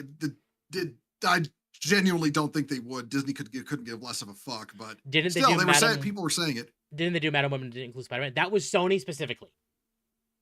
So Sony owns the movie rights to Spider-Man. Yeah, that's all on Sony. That's all on People Sony. were saying that Disney should buy Sony, and I'm like, no, that's a level of fuck you money they do not have. Yeah, no, they are not. They aren't gonna. Yeah, that ain't happening. That ain't happening. Like they wouldn't buy Games Workshop because they don't give a fuck. They wouldn't buy Sony because that would break the bank. That would kill Disney. Can you imagine if they did though, and then they had that string of Spider-Man flops? Yeah. Apparently, Sony's more open to Disney using Spider-Man characters now, besides obviously Spider-Man, which is interesting. Well, I mean, might be because they themselves tried making they tried doing anything but MCU adjacent Spider-Man, and no, they were trying to do their Sinister Six movie series. They were trying to replace Spider-Man with Madam Web, and that just fell on its face like in the most spectacular way. Listen, we were all busy that weekend. Re-released Morbius, okay? Yeah. Did you see that Deadpool and Marvel Rivals has a "It's Morbin Time" meme? I saw that. Yeah. Yeah. I saw that. I'm one of the rare people. I did not like the Deadpool movies. I don't think he's I liked the first one. at all. Second one had problems. Third one was fun, but it wasn't like the first one's still better of all of them. Well, okay, the third one, I'll give the third one credit in that I just never thought he was funny. Like movies or comics. That's fair. Deadpool is a little too much sometimes. I get it. Yeah, he feels like an irony, millennial irony driven kind of character because he has to constantly comment on like, isn't this comic book shit so stupid? They've definitely been leaning more into that since Reynolds took over. Yeah, I can't stand that kind of writing, and I will say the Deadpool movies really stink of that, but I will also say there is a weird amount of unironic reverence for stuff in the third one, which I do kind of respect, like especially with Blade, because like, how do you fuck up Blade, but Disney somehow managed to do it? Like to the degree they never even made a Blade movie. They quit trying. So my cut actually brings up a great thing. If Disney buys Sony, all anime would die. If you thought the FTC was getting upset, like the whole like Activision Microsoft thing, where they were getting upset over that, they would absolutely get upset because Sony owns Crunchyroll, they own Funimation, they own all basically American anime, straight up. Oh yeah, no, the FTC would absolutely intervene. They would slap Disney. No, there's no way they would allow that, even if they tried. I mean, shit. I'm a little surprised they let Sony buy Funimation. I am too. I'm amazed they let them buy Crunchyroll anyway. Well, well, honestly, it's probably just because, I mean, let's be real here. The FTC wouldn't intervene on the part of anime because they probably just don't give a shit about anime. Care. Anyway, so we have an interview from Kathleen Kennedy from Deadline. Mm-hmm. Oh, God. This is going to be a lot of Kathleen Kennedy glazing, isn't it? Kennedy has been getting them ready for a couple of years. As she plotted a return to her first love, producing, she will be making a lot of, well, Star Wars films far in the future, as well as teaming on some projects with Frank Marshall. They've been married nearly 40 years and fell in love as they presided over Steven Spielberg's Amblin in its heyday. Listen, I'm certain the coffee she served him was delicious. I'm certain the coffee she'll serve as they're making these new movies will also be delicious. Before taking up George Lucas on his offer to run Lucasfilm in 2012, before Disney acquired the company for just over $4 billion in cash and stock, Kennedy already had a hand in what seems like just about every significant blockbuster that is before our lives. We're gonna skip all the way down. Blah blah blah blah blah. Deadline. Lucasfilm has percolated a lot of future Star Wars films and generated many hours of Disney Plus series in recent years. Talk about this combination of Filoni and Brennan and you finally losing your grip on the reins. Kennedy. 2 years ago, I went to Bob and Alan to figure out what the transition plan would be, and I made the recommendation that it would be Dave Filoni and Lin-Win Brennan, the latter of whom have been running the business alongside me. She's come out of ILM 16 years as the general manager, and then transitioned into being the general manager for Lucasfilm. She has been my key financial partner, my business partner running the company, and Dave is the perfect person to transition. But he hadn't made a movie, and I worked very closely with him, beginning with Rogue One, to get him a feel of how live action works. His background is animation, as he worked with George on Clone Wars. He's very talented and immersed in Star Wars. He and Pablo Hidalgo are more like walking encyclopedias inside the company. They always have the answer when you ask, hey, can I do this with a lightsaber? Or what colors were the sabers? I want to add on to something. Pablo's a douche. So elaborate. Back when, so I'm going to mention Star Wars Theory again. When Mando season 2 ended and they had the whole like Luke Skywalker, end sequence in season 2, Star Wars Theory, like, because he did watch parties, or he still does watch parties, but he did a watch party of season 2, and very specifically the finale of Mando season 2, and Theory was like, you could see him actively crying because this was the first time we'd seen Luke since Return of the Jedi. On big screen. That's a big moment. I legit like the ending of Mandalorian season 2. I did too. It was pushing a little girl bossy there because Mando was the only male character present other than the bad guy in Grogu, and then Luke showed up and kind of saved the whole thing for me. Luke showed up and just orated his way through the whole ending. Yeah, just fucking dominated everything because it's Luke fucking Skywalker, Yeah.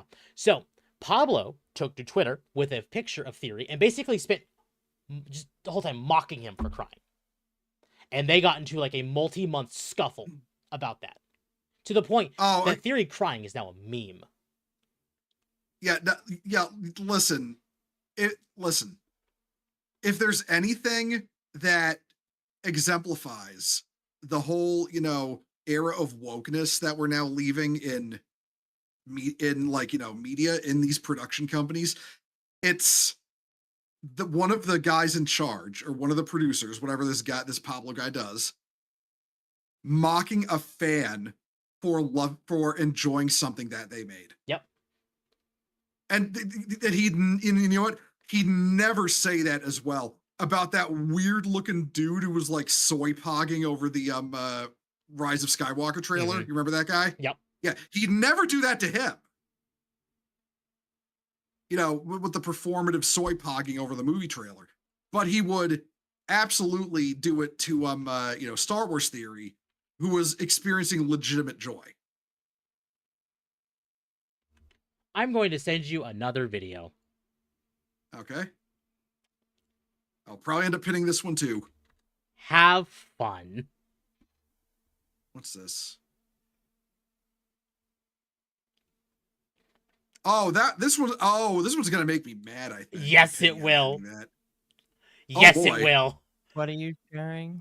The Pablo Hidalgo comments about people's reactions to the end of Mando season 2. You know what? Actually, I think you've given me my topic for Live from the Bridge this Friday. Thank you. You're welcome. Yeah. They always have the answer when you ask, hey, okay, we already did that. Or anything else you need to know about what has come before. Dave has now spent all these seasons of Mandalorian working with Jon Favreau, who has been a great mentor to him, and then he went off and did Ahsoka, which came from some of the stories he was telling in the Clone Wars. He was able to create the season 1 of Ahsoka, and now he's just finished directing some of season 2 and writing all the episodes. He finished that in October. But my point is, we've been talking about this for 2 years. Deadline. Bob Iger retired, was replaced, and then came back. Kennedy, that's not happening here. I told everybody I would stick around a bit longer than I had intended, but I am so ready to go off and have the chance to make a lot of movies. He said she was never quitting. This is such a fucking lie on her part. Yeah, it is. I want to do more movies, and I want the opportunity to get back to a kind of eclectic group of movies the way I used to. I'm looking forward to working with Frank again on some stuff. He has been doing lots of documentaries and having a ball. I'm also really interested in the new technology, I have to say. Deadline. AI? Kennedy. Yes, I am interested in exploring using those tools in responsible ways and working out the complications around trying to figure out what we're going to do in terms of protecting artists' rights. That is vitally important. But at the same time, there's nothing more exciting than having new tools that can expand on what you're capable of in terms of creating visual language around stories. Fair. You know what? That one's right. She's right there. I've had a unique opportunity to be around a lot of that over the years and witness those changes. I genuinely feel like we're entering that moment again where we're going to see things we've never seen before. I just think that's really exciting. Deadline. Is there some past breakthrough that compares to the potential game-changing storytelling elements AI could help bring forward? Kennedy, it is somewhat comparable. Hold on. Can we actually skip some of this? Because go ahead. Go. I really don't care what she has to say because she's a liar and a fraud. You can skip to the point if you want. I don't mind. You just wrapped this in the 6th film in the Star Wars universe. Starfighter meant to be an ongoing theatrical series? It was envisioned as a single film. Sean Levy just made the experience so pleasant for everyone, and we found this 14-year-old kid out of Ireland who had virtually no experience. That's always risky, hanging a story so much on a child actor. Yeah, Netflix learned that one with Stranger Things. You're not exactly sure how comfortable they're going to be. Flynn Gray turned out to be such a special kid. When you cast kids, a lot of it becomes about the parents. He has great parents. Okay, whatever. Yeah, no, this is just a whole lot of fucking glazing. It's glazing. Yeah. You're so great, Kathleen. God. I'm sick now after saying that, even if it wasn't jest. Oh, so this is one. Deadline. What about Rian Johnson returning after Star Wars episode? That was 8. Sorry. 8. The Last Jedi grossed $1.3 billion globally. We expected him to return. Kennedy. Once he made the Netflix deal and went off to start doing the Knives Out films that had occupied a huge amount of his time, that's the other thing that happens here. After Sean and I started talking about Star Wars, Stranger Things kicks in, and he was completely consumed for a while by that. That's what happened with Ryan. Right. And then I do believe he got spooked by the online negativity. I think Ryan made one of the best Star Wars movies. He's a brilliant filmmaker, and he got spooked. This is a rough part. When people come into this space, I have every filmmaker and actor say to me, what's going to happen? They're a little scared. Since this article came out, Rian Johnson actually commented and said, what the hell are you talking about? Yeah, no, listen, I know exactly the reason why he never came back to make more, because the movie made 1.3 billion, but then it's the whole thing with Captain Marvel made a ton of money because of riding on Avengers hype, because it was wedged between 2 Avengers films, and then they could never make another one because they knew nobody would go see it, and then they did make another one and nobody went to see it. Yeah, no, Last Jedi is just that, but Star Wars. Yeah. They knew they could not hire him again to do more Star Wars. The whole he got a Netflix deal is just cope. Yep. So yeah, that was one that I really noticed that I really wanted to mention was the Rian Johnson one. Again, Rian Johnson, The Last Jedi was dog shit.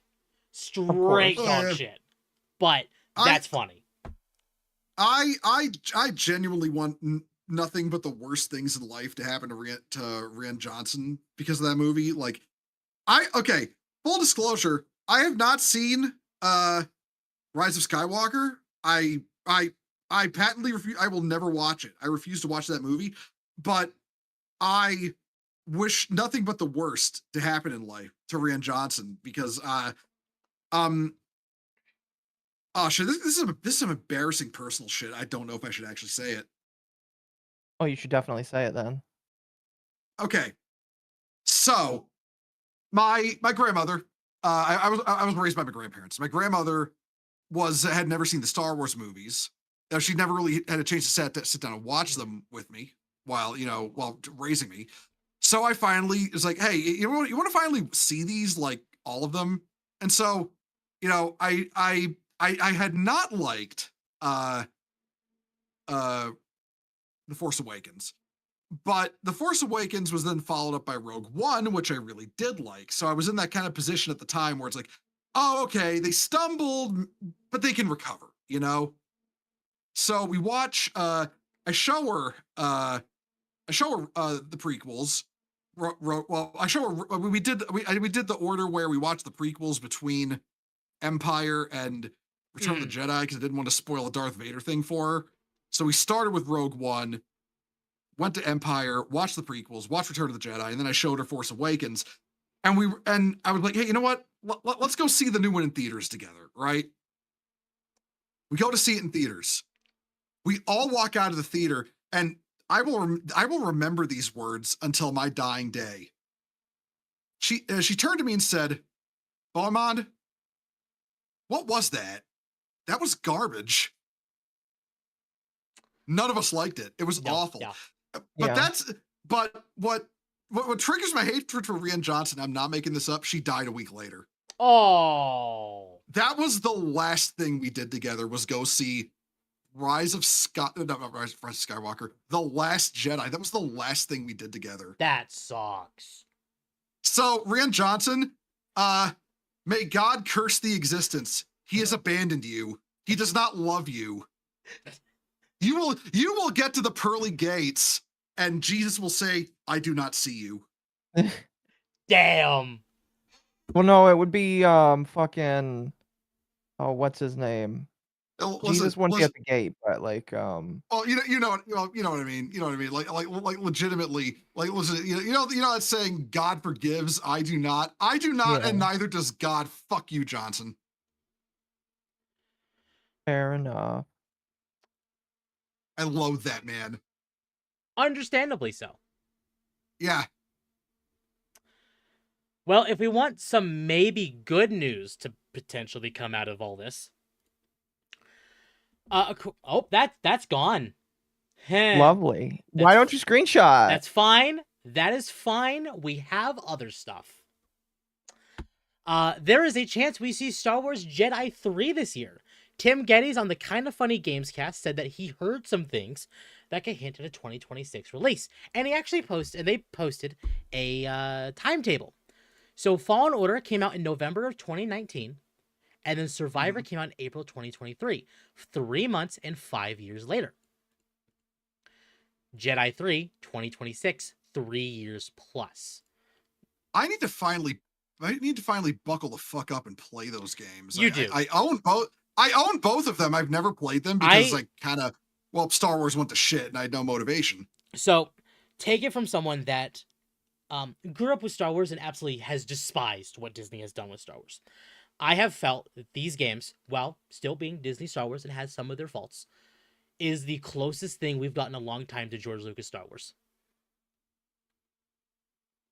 You know what? That's actually kind of, between that and the Hopium right now, it's actually kind of motivating. I'm not going to lie. Again, they're not perfect, but compared to a lot of Disney Star Wars, they're very good.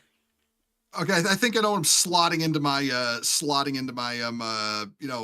Let's Play streams after Cyberpunk. Now I will warn you, they are Souls-likes. I know. My boyfriend played them. He told me all about them, and he told me what the gameplay's like. I've just never played them myself. Yep. And they do follow the trope of, hey, funny mascot robot thing. Well, I'm fine. I'm fine with that because, okay, I will say this much: of all the things in the sequels, the one thing I didn't. There were two things I didn't hate. One was Finn before Rey very obviously stole Jedi status from him, and the other was BB-8. I actually like BB-8. Mhm. You know, I was like, I'd be a hypocrite to hate BB-8 because he's just R2D2 too. You know, and I like R2D2. So yeah. No, absolutely. Again, I'm not going to say they're perfect games, but compared to a lot of other Disney Star Wars, they're competent. Yeah.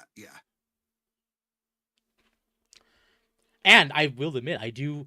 So again, I'm not going to spoil, but End of Survivor kind of might, or Jedi 3 might be post Return of the Jedi. Which is interesting. We'll see. I like the funny screaming robot. Who doesn't like the funny screaming robot? To be fair, funny screaming robots are great. It depends on how annoying the screaming is. This is true. Funny screaming robots, you say? I mildly heard that.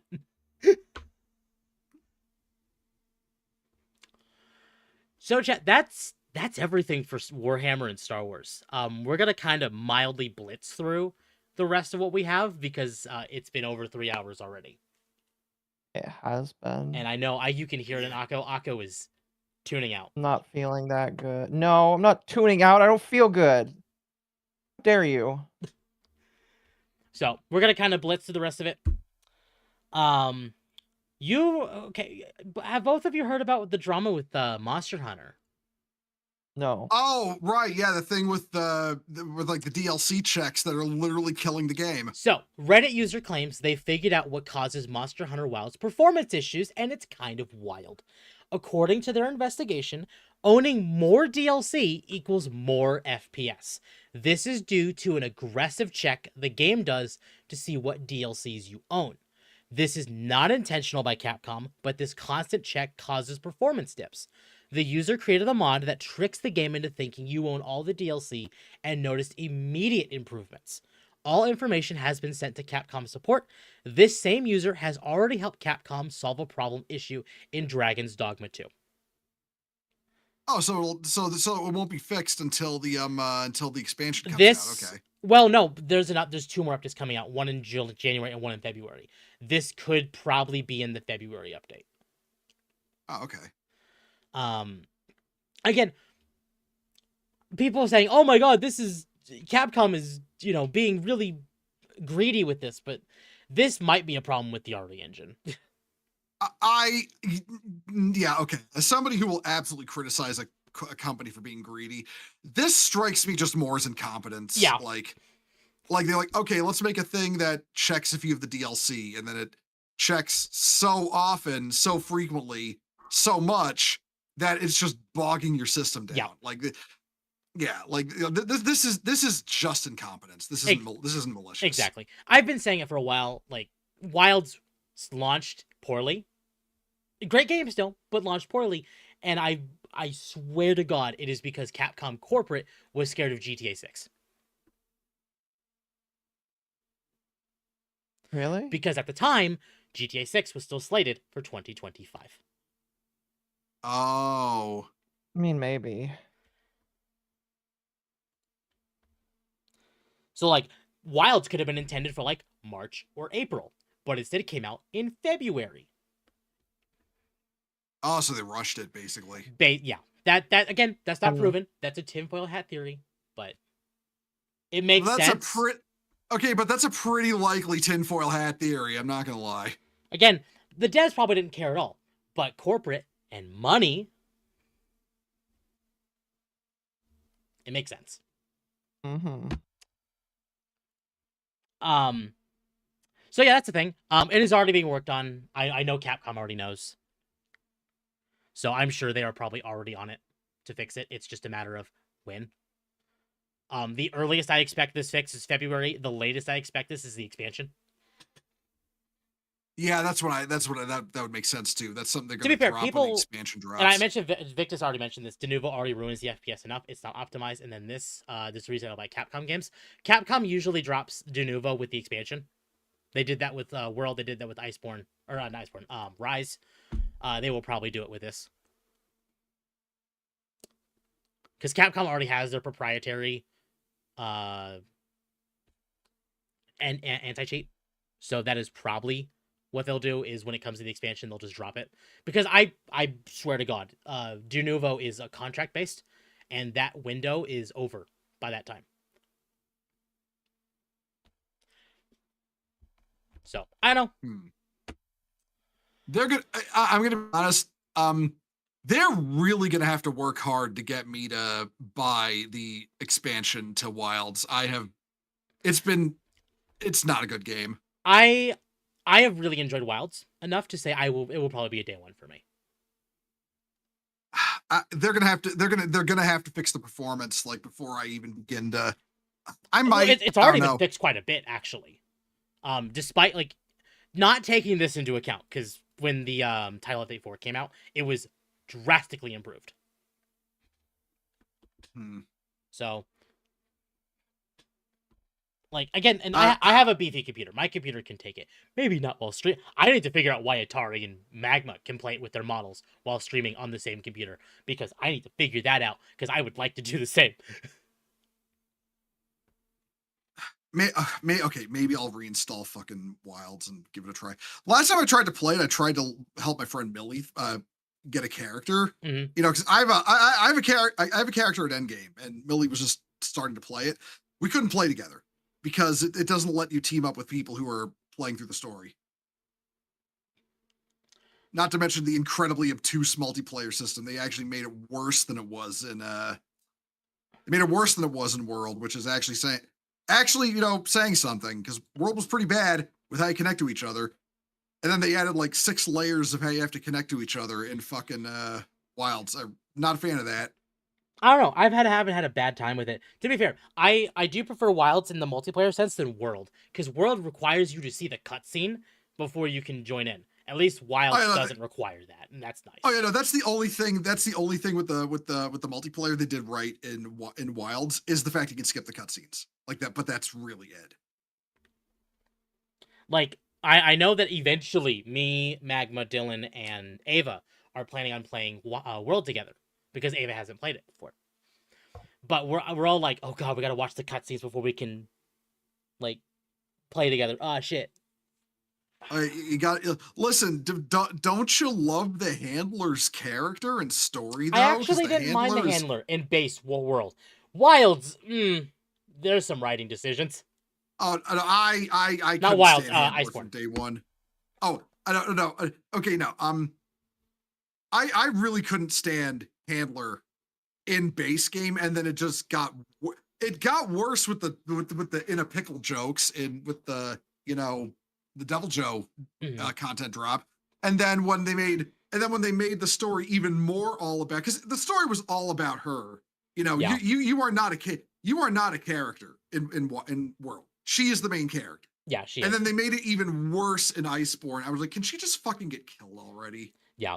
After playing Rise and after playing Wilds, the handler is my least favorite. The twins and Alma are both drastically better.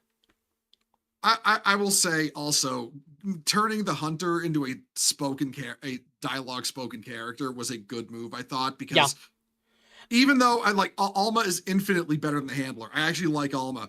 But having the hunter be a voiced character is actually a good thing because the story can actually be about you. Well, that's the thing, like especially when it comes to the final boss of low rank. Occo hasn't finished the game because you haven't finished high rank, but that's excuse me, there were credits, so it's good enough. Anyway, when you have the final battle against Soshia in the low rank, and you have the hunter basically saying "by my own order," and just absolutely proceeds to whoop the shit out of Soshia. Brilliant. Yeah, no. Yeah, it's like that. It's like, yeah, it's legit. Like, nah, man, fuck the rules. I'm killing this motherfucker. Yeah, no, that honestly, like the whole having the hunter be voiced, I liked that. I will say the worst part about Wilds' story was absolutely fucking the Kenny. I forget what the little kid. I forget what the fuck his name is. I'm calling Nada. him Kenny because Nata. Nada, was that it? Nata. Yeah. Okay, well, fuck it. I'm still calling him Kenny because he's just a Kenny from a fucking Godzilla or Gamera movie. Okay, that's what he is. He's a Kenny. I'm calling him Kenny. The fucking Kenny who's like, oh sure, it killed all my villagers. It's a horrible, violent, angry murder rate monster, but it's just trying to live. I wanted to punch that kid. I understand people don't like Nata, but I played Borderlands 3. Nata is fine. Okay, you know what? Okay. Yeah, you're okay. I checked out of Borderlands after 2, but yeah, no, if you literally just experienced hours of claptrap, yeah, I understand. No. Ava. Not our elf. I never played 3. I never played 3. Look up Ava in Borderlands 3, and you will learn to respect Nata. Okay. She's awful. She's truly awful. Oh, Ava. I spelled Ava. EVA. Well, no, it's she's actually pronounced Ava. Because oh my god. Okay. Look. Okay. I'm not gonna lie. This was the first thing I saw when I looked this character up. Where the fuck is Occo's Discord? There it is. All right. Oh, I can't put this in the chat. No, just DM it to me. I'll put it. No, just send it to Temp. Yeah, I'll send it to Temp. Okay. At least I'll put it on screen within reason. Yeah. Yeah, this is the first. Oh, okay, that's the first thing I saw, and all I could think of is what in the blue Mary Sue fuck is this? Okay, so the one on the right is Maya from 2. Yeah, I recognize her.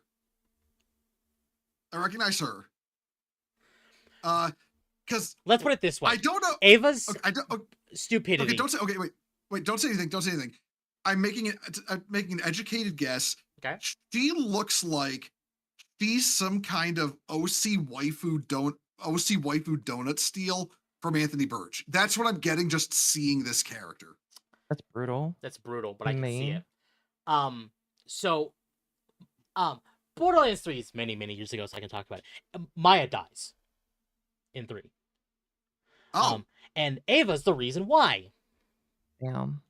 And then Ava has this whole pouty scene in Sanctuary where, all the Vault Hunters are mourning Maya's death. And then Ava decides to just have a fucking temper tantrum and blame Lilith for Maya's death. Oh. Yeah. And then Ava becomes a siren and takes Maya's powers and is relevant to the rest of the main campaign story. And Wait, doesn't what's her fucking Lilith die too? No, she's in 4. Oh, because I remember I at least watched the final boss fight of 3 with like zero context. Yeah. And I remember it ends with Lilith dying, but I guess they brought her back in 4 because she walked Elpis away from Pandora. She didn't die. Oh, okay.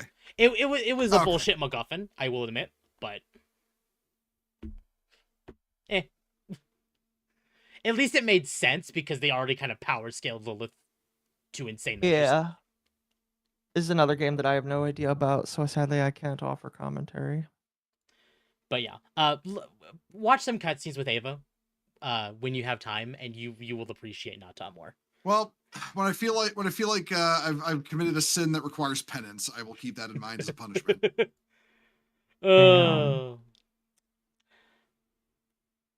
So you know how Occo has many lolcows that Occo hates or despises? Oh yeah.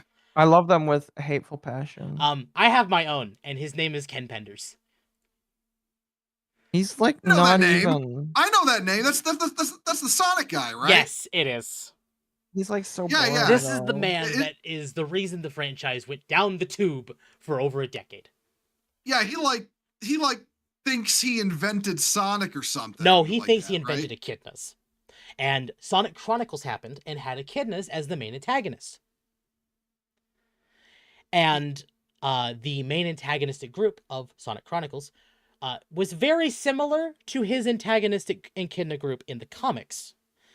And he caused a stink about it and sued Sega. Sega, in their infinite wisdom, thought they'd be fine, he has no ground to stand on, and never appeared in court. He won.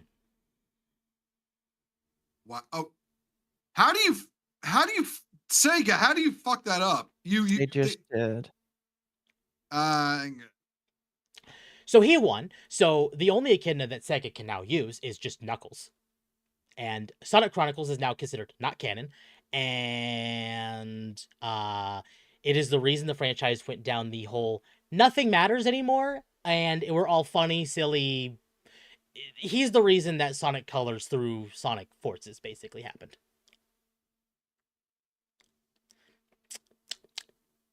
You know, people like him who love to ruin things for everyone, they're what convinced me that Satan is real. So, because of this, he thinks he has the right to use any Sonic character as he wishes.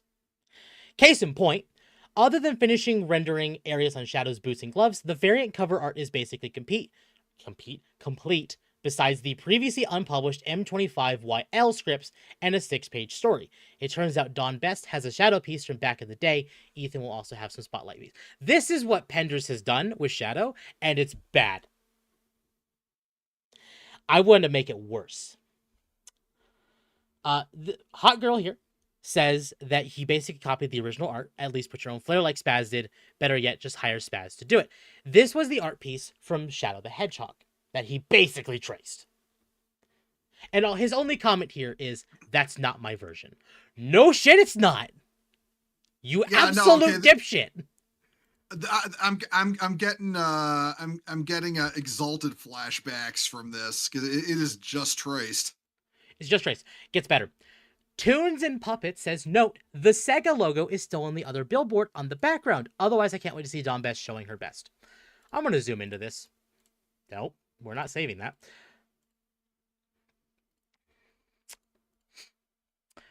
It's right there. Wow. Nice, Penders. Actually, now that I'm getting a really good look at it, that billboard just below, that's his own marketing. I was gonna say that looks like it's shooped on really badly. It is. Oh my god, it's so bad. He's definitely trying.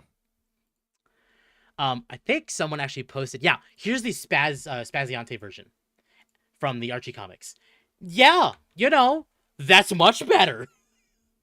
Yeah, it's like, I mean, it's clearly referential, but it's also doing its own thing, Yeah, exactly. Whereas the Penders one, that is just, you just traced it. Like, it's just you didn't even trace it well. You just it is just the same thing. It just you drew. Is that a 3D model, or is it him drawing with his weird ass style? So he's basically tracing over this. Yeah, but why did he do that? I don't know. Fair. He fucked the shading up too, like really bad. Now, admittedly, I will give him credit. This is not done. You can very much tell this is not done. But he intends to put Shadow in his comic, which I want to remind people, Sega still owns him. He is the most popular character in the franchise next to Sonic. He does that. Maybe Sega will finally sue him Sega and has win. genuine grounds to go after his ass. Oh god, I hope they do. They won't. They're fucking cowards. I was gonna say, I'm not even that invested in Sonic the Hedgehog, but I kind of hope they do, just because fuck this guy. Penders. Yeah, I would be amazing if they did that. Then maybe Sonic could turn back to normal. Penders is a wild rabbit hole to go down. Yeah, guys, listen. Let it be a lesson in life. Make sure you rule your autism, or your autism will rule you. Yeah. Also, I'd like to point out, I'm gonna bring this over here. Moving to Blue Sky. Post this on Twitter, January 12th. Oh, okay. So he's going to the pedo website. Okay. No, he's not, because if he was, he wouldn't have posted it on Twitter. Yeah. All these people that say they moved to Blue Sky, they're not moving to Blue. Yeah, the number of people I know who actually moved to Blue Sky, a lot of them was, in the Wokehammer crowd that did. Like I mentioned Bitshammer before. He was like the leader of Wokehammer, and he went to Blue Sky, completely nuked his social media reach. Mm-hmm. Here's the scary part, guys. Temp, listen to this. As bad as Pender is, the Archie CEO and top people are worse than him. I believe it. But Pender's is still really, really bad. And Pender's on his own is... There's a reason that the franchise basically never creates new villains and just uses Eggman. They're probably not allowed. Like legally. Most of these Silver stories and most of the Future stories and most of the villains in the Archie comics were done by Penders. They cannot use any of that anymore. This reminded me of how BattleTech is all split up between multiple groups, and that's why we'll never get anything BattleTech related ever again, because like 5 different groups. Oh God! Own.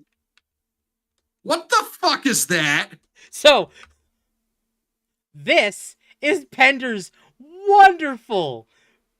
It has gotten better, it looks like. Something. What are those creatures? So those are echidnas. These are echidnas.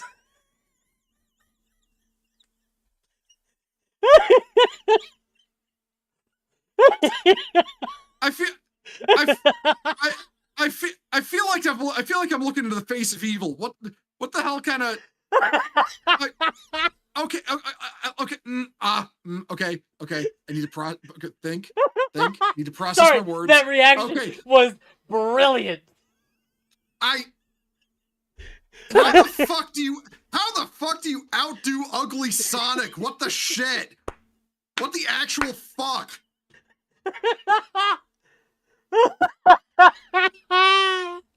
I'm gonna have nightmares about this tonight, Temp, you fuck.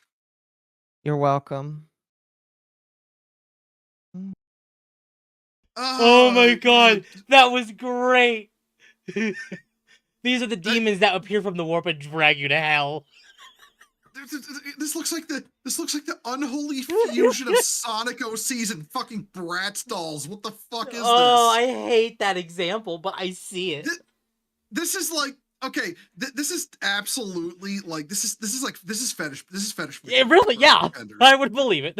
Like this is the kind of character design that can only exist because some motherfucker's beating his meat to it. Okay, that's the only reason. All right. You really think so? No, I could believe it. No, absolutely. No, believe me. Believe me, as somebody who's been down that road, I know. Okay. Does Penders have an image of himself on the website? You know what? Okay. It got worse. Fucking Temp put a trigger warning on that shit. What the fuck, bro? It got worse. Trigger warning, echidnas. What? Okay. That motherfucker between Glasses Lady and Kawaii Ugu on the left, like the one between them. What is that look on his face? What is that facial expression trying to convey? What is that? Facial expression is I'm gonna rape you. Yeah, no, it's like no. He still looks like he's like, bite the pillow, I'm going in dry. You know, that's what he's looking like. Going in heavy. Yeah. It's like yeah, he's like legit staring at you like, welcome to Rape Town, population U. What's with the purple echidna Navi in the back, like the really tall dude? Like I feel like I feel like his people like have sex, but like their fucking head tentacles open up and like start copulating or some shit. Like what the fuck is this? Oh shit. I like the one that's just like super duper upset looking with the helmet on. He's just like, man, he fucked my wife. I'm getting fucking Iron. I'm getting Gundam F91 Iron Mask vibes from this guy. Just the fact it looks like he's just really, really mad a guy cucked him and now he wants to end the world. And also, and one, okay, last one. I promise, last one. Okay. Okay, I like the fact, okay, the far right, the pink one, the fact he wants her to have the echidna tendril things, but he also wants her to have the goth girl side shave purple haircut. Like he wants her to have both, and it looks like she's just got some kind of cancerous warp growth growing out of her fucking head. Oh, I see it. Oh, it's so bad. So yeah, welcome to Ken Pender's art style. It's atrocious. Okay, I feel like I've lost years off my life looking at this. It is beyond atrocious. I'm going to die younger because of what I have just seen. So, I'm afraid I shouldn't be clicking this. Oh, wait. Okay, click it. My eyes are legitimately, I cannot see. My eyes are closed. Let me know when the picture is up. It's up. So you can kind of see. He looks exactly like I thought he would. Yeah.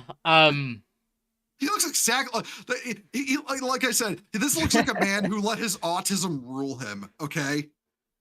Okay. This is the kind of guy who posts weird submissive fantasies on fucking D, and you can just hear him mouth breathing through the whole post. So the art style here is the one he used in the Archie comics.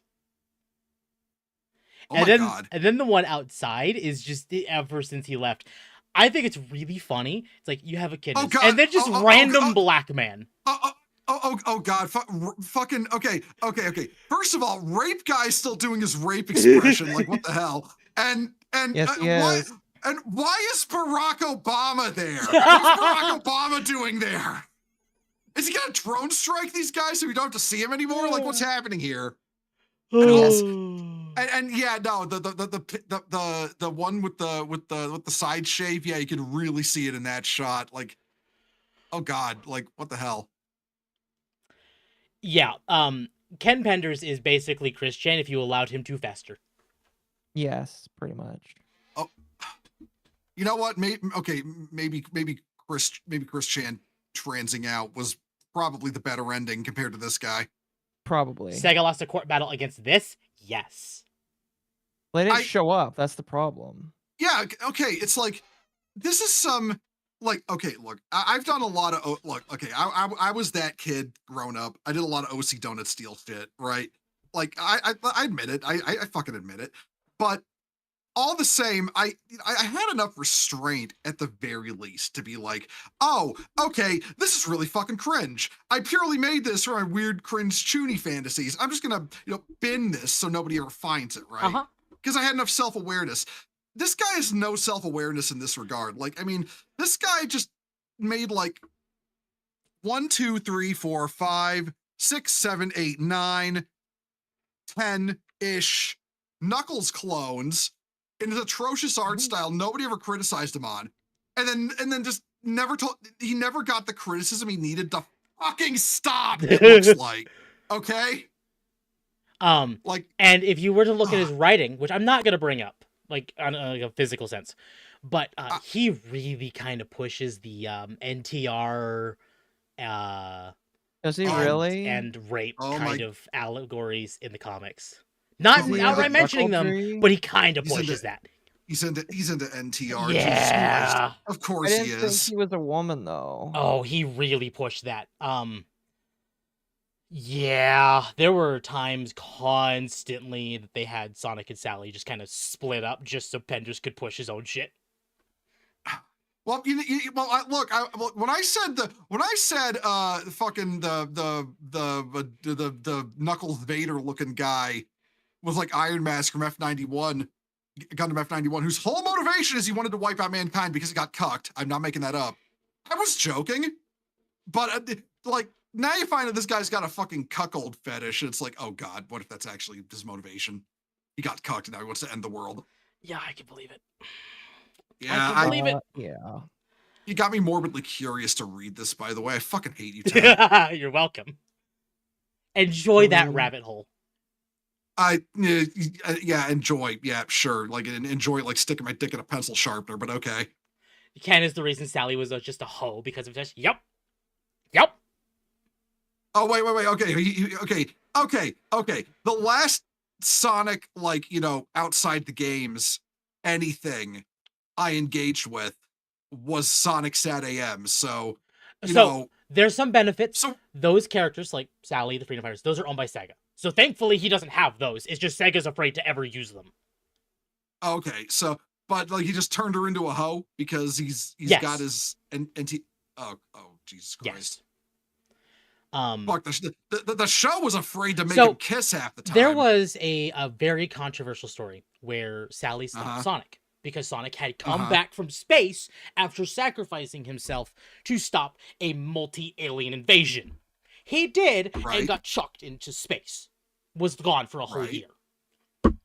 He came back, and instead of Sally wanting to she wanted to settle down. She wanted him to marry her, and she wanted to just kind of forget the whole resistance. He's back. It's finally over. And he's just like, no, there's still Eggman. There's still multiple threats to our planet. I'm not stopping. You can't make me. And she slapped the Hold on, let me see if I can find the actual scene. You know what? Okay, you know what? I will admit, I've been feeling a little down over the whole female Custodes thing, right? You Sonic fans, you've been going through it, man. What the shit? Like I feel like me bitching about female Custodes is kind of small time compared to this. This is actual cancer. Yeah.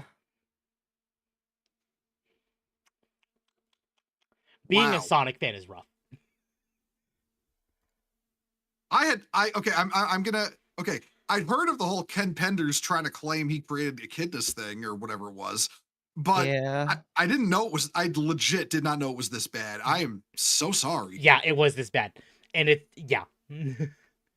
Yeah. I'm kind of amazed you guys got the Sonic the Hedgehog movies with how everything else. Thankfully, is shit. things are improving right now. Thank God. They're not So- perfect, but they're improving. What were we gonna say, Akko? We cut you off. I'm sorry. Oh no, I was just saying slowly but surely. Yeah. Sorry, I don't feel very good, so. No, you are fine. Oh. We have some very mild Sonic stuff, and actually, here we'll bring this up now. There's a lot more to go over, but it's almost 4 hours, and we do need to be done. Yeah. So, we know that we had the Sonic DC crossover last year. Mhm. Cool, fine.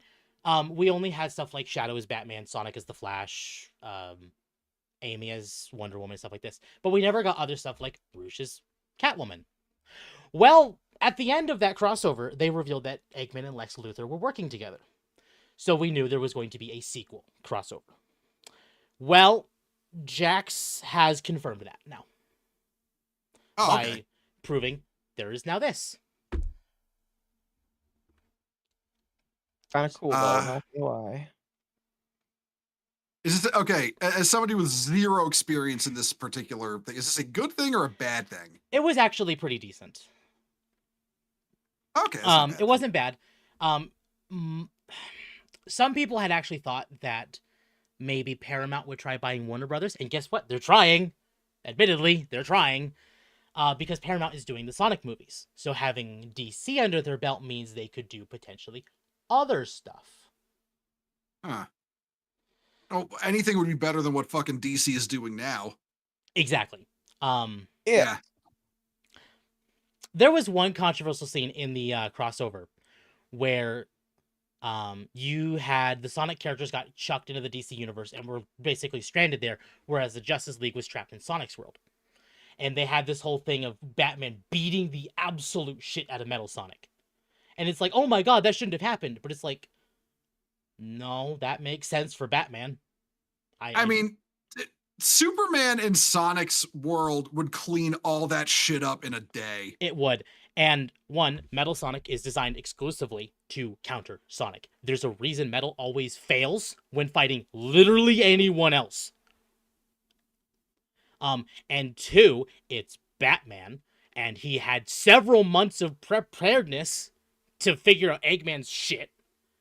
Yeah, it's literally the Batman with prep time meme. You Exactly. ain't beating that. Yeah, like, yeah, just like Yeah, listen, Batman with prep time could beat the solo leveling main character. Like, exactly. yeah. So, and they had a scene of Sonic fighting the Reverse Flash, and Sonic whooped his ass, and that was great.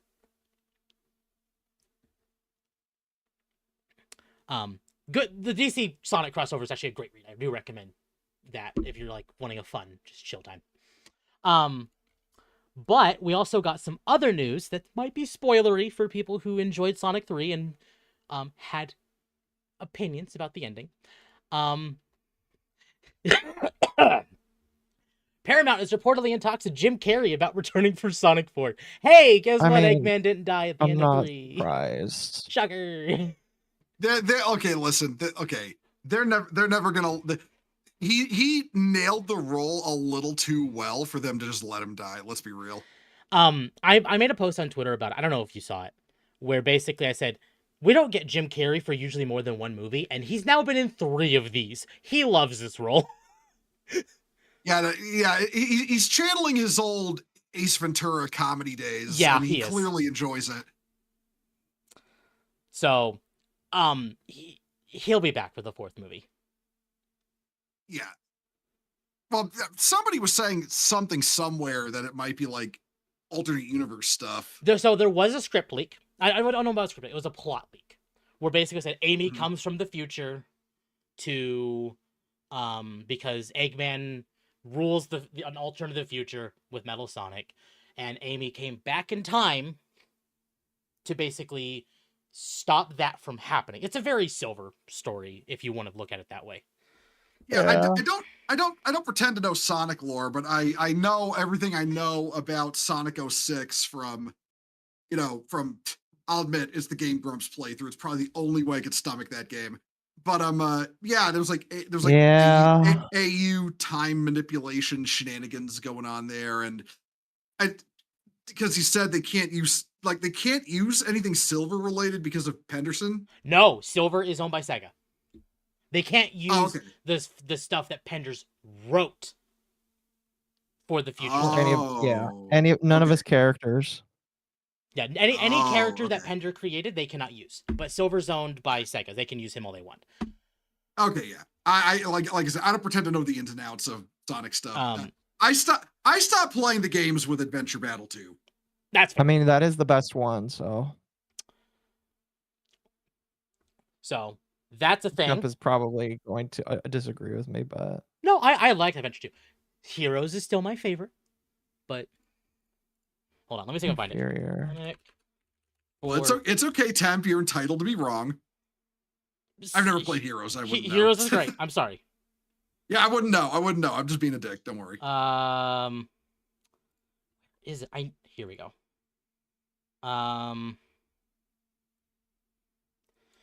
Alleged plot details for Sonic 4 has surfaced via Daniel Richman. Amy comes from an alternative future / another Earth where Robotnik and Metal Sonic rule the world. She travels to this reality, the past, to prevent it, which is again very, very Silver based. And I've seen some people kind of upset about this, but I'm like, you do realize Amy's first game was also a time travel game, right? Oh yeah, well, it was Sonic CD, Sonic right? CD. Yeah, it was Sonic CD, which is a time travel game. So, I mean, then it might not even be 06 because like Sonic CD introduced Amy and fucking Metal. So I think it is going to be a combination. Because I think Amy is kind of doing a fusion role of like her own role in SA or in CD, but she's also taking the place of Blaze in 06. So like, because Blaze worked with Silver the entire game.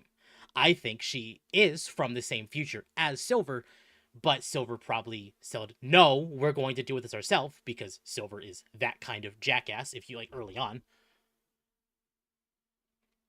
And Amy's just like, no, we're going to deal with this. And I know how, and time travels. So again, that's what I think. And I was pretty much really close to being right on the story of 3. Because I live and breathe this fucking franchise. Hey, look, being hyper fixated on a franchise to the point you know every little detail about its history. I'd never know anything about that. I have 3 of those in my life. You think we get Rouge in 4? No. We're not getting Shadow Enforced. We're not getting. Here's the thing. There was a listing that there was a Sonic Universe movie coming out after 4 in the like literally 2028. I made the prediction that is a Shadow centric movie, and that will probably be where we get Rouge, because Paramount has already said that if Sonic 3 did very well, they would consider a TV show for Shadow. Sonic 3 beat their expectations. There will be a movie. It's Keanu fucking Reeves.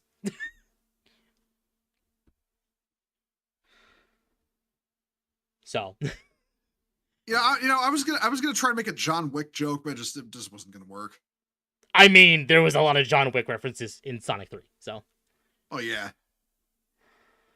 I still think Johnny Silverhand was the better character that he played than John Wick, but that's just me though. Shadow movie with Black Doom? Possible. Absolutely. Absolutely. They definitely tease that in Sonic 3. Okay. That's gonna be weird. There was a 35th anniversary trailer. Speaking of, this year's the 35th anniversary of the franchise, so expect something to be announced this year. I'm going with mainline game. We'll see. Otherwise, chat, we're done. We are done. I'm sorry, Ted. We didn't get to watch that video you wanted. That's okay. It was a 30-minute video anyway. It's fine. Yeah, I will reiterate. Bad as us Warhammer fans have it, I feel so sorry for you Sonic fans. Yeah. I'm not saying to look into it, but if you ever decide to, you will understand our pain. Yeah, no, I'm gonna watch. I pinned that Star Wars theory. Fuck, I forgot the name of the channel. I'm a retard. Star Wars Theory. Star Wars Theory video. We're gonna watch that. I will be watching that on Friday on stream. So yeah, I'm certain I will be very mad. Oh, you will be furious. I'm contemplating looking into Ken Penders' body of work, if you can call it that. Yeah, diving down the rabbit hole that is Penders will infuriate you. Yeah, I get that feeling, but I don't want to ramble too much more about it because it's late here and it sounds like Occo's about to crash. Yeah, Occo crash is why we're ending. Yeah. It's not why. Listen, it's been 4 hours. Me is not the reason why you're ending. Well, no, but you can hear it in your voice, and usually by the time we start hearing you kind of either not doing well or nodding off is about when we start winding down. Yeah. I guess if I have any parting words for chat, I guess thank you for coming, and remember guys, no girls allowed. No girls allowed. No girls allowed. If you want to go ahead and plug yourself. Oh yeah. One moment, real quick. Let me get the let me get my my channel links here. I do Twitch streams and YouTube streams, and sometimes when I find the time, I got interrupted by the audio for my own channels. Sometimes when I get the opportunity, I also put videos out where I just ramble about things. That's the Twitch. And otherwise, you just fuck with people on Twitter. That too, and that's the YouTube. And you know what? I might as well while I'm here. Shit. Where the shit did I put that? I put it. Right. I will ask permission first. Can I shell my Discord server? Of course. All right. Here's my Discord server.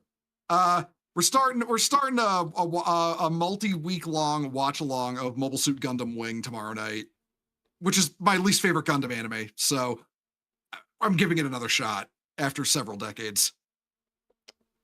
I mean, several decades will maybe change opinions. Yeah, my friend Millie brain rotted me super hard on Gundam, so I always liked it, but now I've been getting really hardcore into it. Good timing with everything that's happening, and the fact they've got a tabletop game coming out. Mm-hmm. So yeah, that's it for me then. Thank you for having me on. Of course. Yeah. Occo, what are you doing next week? Probably laughing at VTubers being political. So the normal Yeah, they're being cringe. Oh yeah, Cringe I and gay. I'm probably also gonna do some streams to help push the Yippee out there. See if we can get her going. Let's go. yeah, good luck on. Oh, go ahead. I was gonna say good luck on getting the Yippee funded. Yeah, if we don't, it's not the end of the world, but I'm gonna definitely try. I mean, you could do what Celestium did and just do like a several-hour stream of just. That's what I might do. I might do that. I really want to get started on writing my next video soon, though. So. Mm-hmm. Otherwise, chat, as far as my next week, on Wednesday, it is back to Grounded. On Friday, we are finishing Undertale, hopefully, knock on wood. Saturday is more Resident Evil 5 with Magma, and of course, Sunday is Dogwave. That's my next week, chat. I'm going to send you all over to someone. Mizu is still live, so we're going to send you all over to Mizu. He's doing his audit. Anti-Tuber audits with Kendra.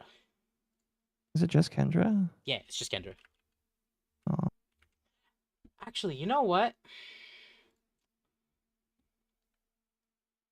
Yeah, I'll send it over to Mizu. And as far as the YouTube raid, because I can't properly raid anyway, so I'll just grab the Mizu stream for YouTube. Chat, I'm going to send you over to Mizu over on YouTube and Twitch. Go behave for the puddle. I will see you all on Wednesday. You all behave. Marshall, thank you for coming on. Akko, go get some sleep. Yeah, thanks for having me. I will see you all on Wednesday, chat. You all have a good night. Have a good one, chat. Bye. Later, everyone.